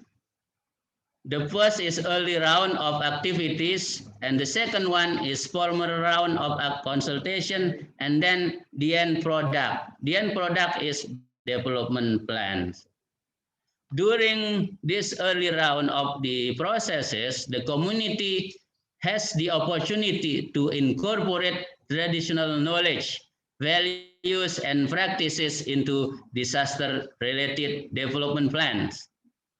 And the community can persuade government that the community perspective in disaster management and recovering initiative are relevant to the government plan. This is in the early round. So collecting information on cultural attributes in the form of indigenous knowledge, local values and principles, and hereditary myths. Even the storytelling is very important, and we can accommodate during early round of activities. In the formal round, the experts are involved. The experts are involved, and they will be providing consideration. They are making a decision based on technical things. In the formal round activities, finally, with the help of experts, we can produce hazard maps, vulnerability maps, and capacity maps. And the end product is development plans. So development plan is the end product based on the early round of activities and formal round of consultation. Here we expect that cultural attributes together with technical consideration from the expert put together and put into this development plans. In the event that development are considered in areas subject to natural disasters, the primary focus is on the likelihood of the event with consideration of the potential consequences. This is what we expected from development plans. So this is again the example. If you see the picture here, there are many residential. It is about residential area near the cliff. The cliff is prone to landsliding. So when we have the good development plans, we can do a moratorium. So we expect people do not continue. The residential area must be stopped, and maybe some of the people should be mobilized to the another safe area. So moratorium in some places is very important.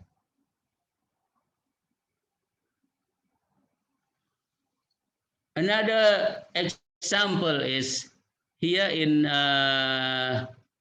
South Lombok, in the area what we call tourism area, super priority tourism area, government with local people establishing tsunami early warning system. And this tsunami early warning system, when the tsunami struck, or the potential of tsunami occurred in that area, there is early warning from authorities in the form of 3 languages. The local one, Bahasa Indonesia, and English, because that is the area is a very famous tourist destination. And finally, from the description before, I will try to make a conclusion as follows. A good thing is that the establishment of law number 24 in 2007 on disaster management triggering a paradigm change. This is good. Normally, we are tend to give response and spontaneous approach. Now, we are starting to do some prevention and more focus on preparedness and disaster risk reduction. The second one is the existence of socio-cultural diversity in Indonesia, which causes multi-perception on natural disasters, the level of impacts or the number of casualties, and post-disaster management requires government to understand such cultural system to obtain information about community responses towards certain pattern of natural disasters along with their impacts. And another one, very important one, is disaster management actors must be competent and certified. have a fundamental understanding of the concept of disaster risk reduction, including readiness in the management of data and geospatial information. And the implementation of disaster risk reduction and infrastructure development planning, the government should accommodate local wisdom in the form of traditional attribute and values within the community, including the absorption of information about the history of disasters from indigenous people. The final one is a robust community engagement, which is mentioned in my proposed sketch. A robust community engagement and communication process enable community and the government to reach an agreement on risk acceptability as well as mitigation option. This is certainly a key aspect in the process of preparing strategies for disaster risk reduction. Finally, before I end this presentation, I would like to acknowledge some parties in the preparation of this paper. First, I would like to thank the GNS Science of New Zealand for their support during New Zealand Comparative Study Program in 2015 through the project of Strengthen Indonesian Resilience, Reducing Risk from Disasters. So we have learned much from this experience because New Zealand is an advanced country in terms of disaster risk management. My appreciation also addressed to Dr. Agung Setianto, my colleague, for his permission to adopt and translate the picture of disaster management cycle. And of course, to the area where I live, the West Lombok Public Works and Housing Office, who continuously collaborate with us during the research and activities related to disaster risk management. Thank you.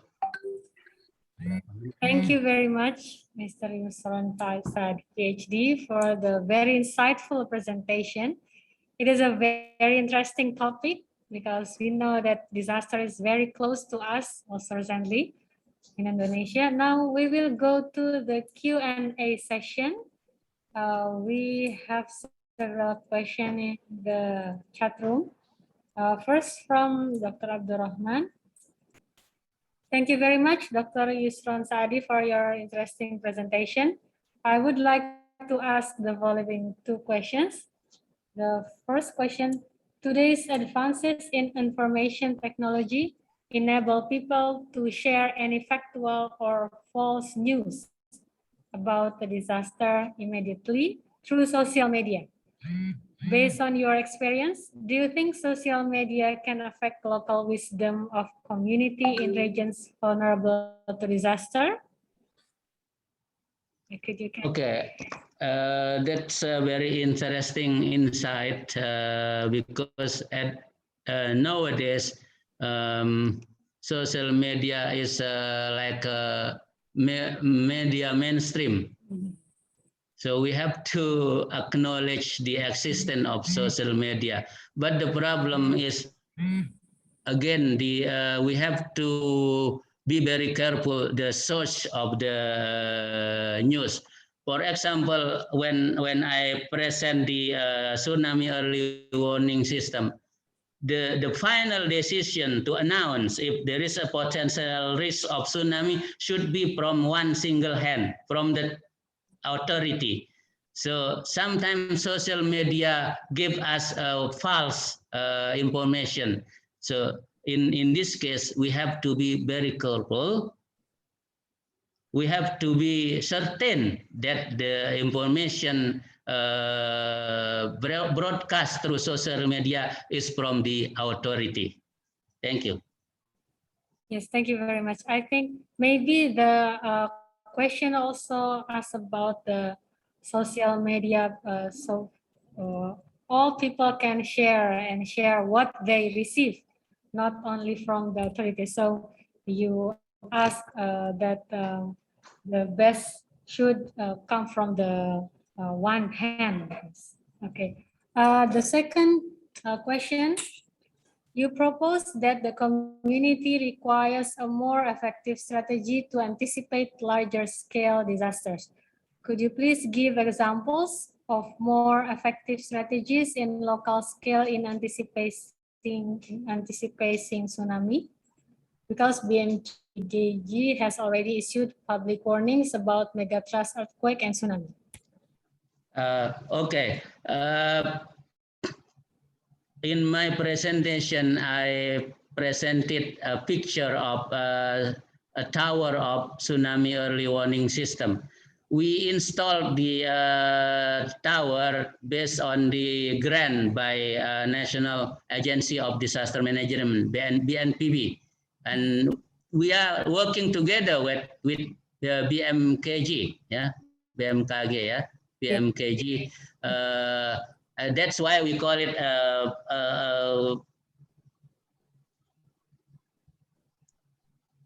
authority with single decision.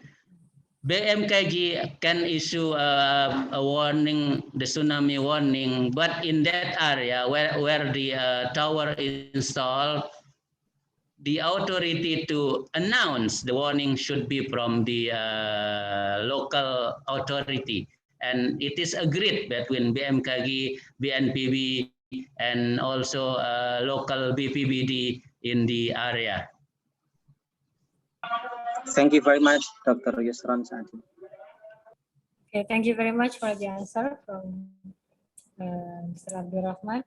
The third question comes from Mr. Amir Yosef from Nigeria. Dear Mr. Yusron, how active is the Indonesian Disaster Management Agency, BNPB, in infrastructural developments? Well, one of the example I gave is in my presentation, and there are many infrastructure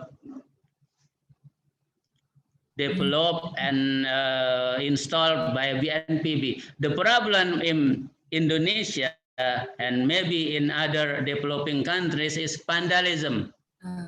Vandalism.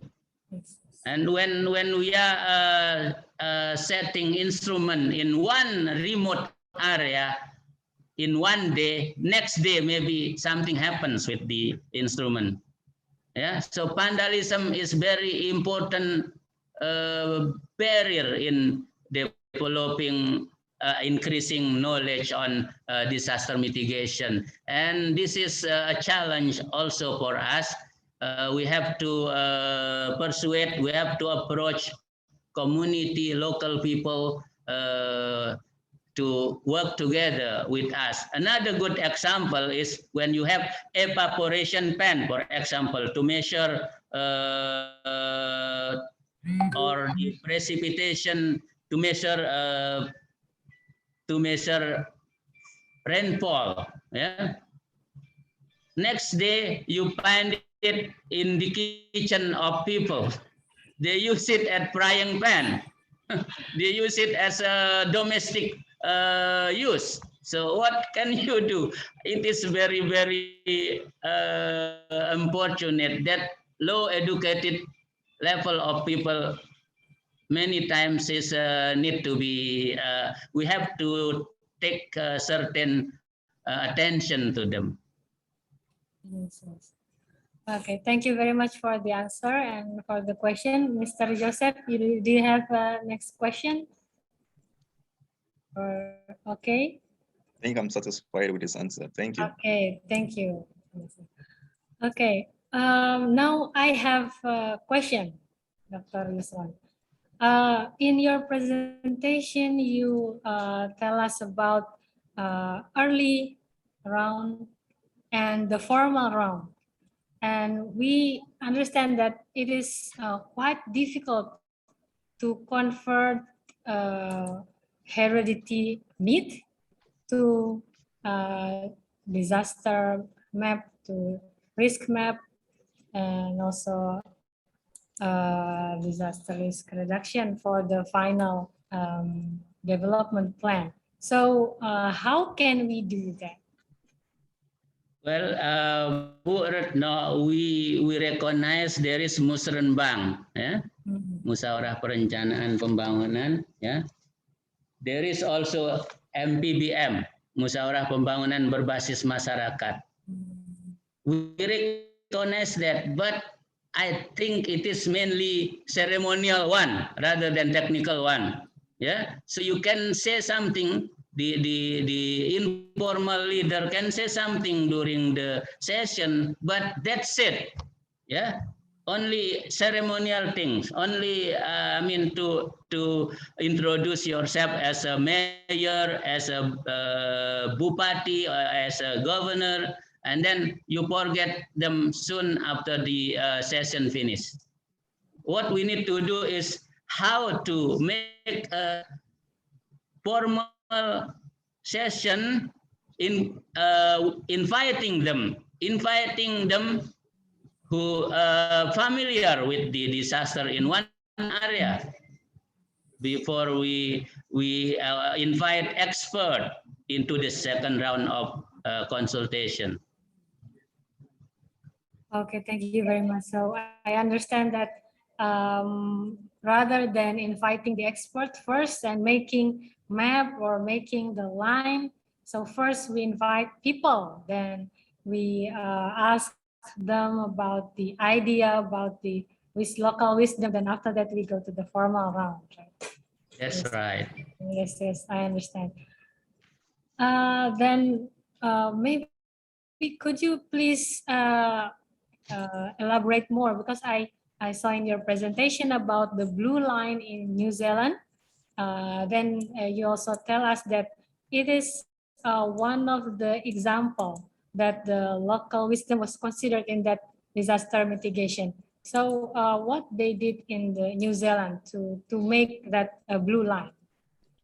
So the blue line, it's very easy things to see. Yeah. In the you can find it on the road. Yeah. So you understand the blue line separating the dangerous area and the safe zone, the dangerous zone and the safe zone. So when the tsunami struck, you know how to do. You know how to where side you choose, the dangerous area or the safe zone. Of course, you are going to select the safe zone, but it is the simple way to do. Yeah. Together with early warning system, when the tsunami struck, people going to leaving their house and trying to reach the line, trying to reach, feeling safe. The line separate between the dangerous zone and the safe zone. Okay, I understand. Thank you very much. I think what is the big homework for us Indonesian is how to make a good education for people, and especially the low education people also happen also in Jember. So do you have any approach or do you have any suggestion about how to educate the low education people if in the area we already give me like disaster risk mitigation, but as you said that people did the vandalism and others, so maybe you have any experience in North Lombok or other places about educating the people, Pak Yusron? Well, educating the people is not easy one to do, but when you know the culture of them, when you know the local custom, maybe it's more easier when you plan to do something, when you propose to do something with technical things on it. Yes, yes, I understand. So the first thing is how we understand, we know well about the people, like Pak Yusran. Okay, I think there are no question anymore from the participants. I would like to ask you to make a closing statement, Pak Yusron, for our session. Yes. Thank you. Sometimes Bo Retno and participant, we are always thinking about advanced technology. Yeah, we always like the theme here, smart and innovative technology. But many times we forgot about the simple things. Many times, and what I give the example in North Lombok, it's very good example in all in generation, many generation, years and years, they don't have any exemption of that, and they follow it according to their great spirit. So government should preserve that and acknowledge it into some kind of policy. Yeah, it is a very valuable things.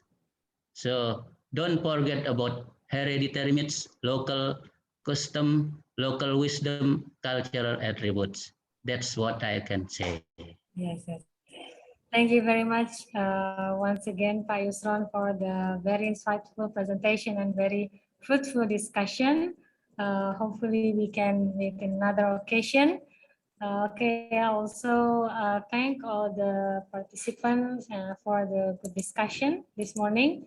Then I will close this session. I will give it back to the Master of Ceremony, Mr. Yusuf. The time is yours. Thank you, Pak. Thank you. Thank you, Dr. Thank you, Dr. Thank you, Dr. Saadi. Ladies and gentlemen, the end of the discussion signifies the end of the final keynote speech today. And we will have a break until approximately 1 p.m. And this program will resume at 1 p.m. with parallel sessions.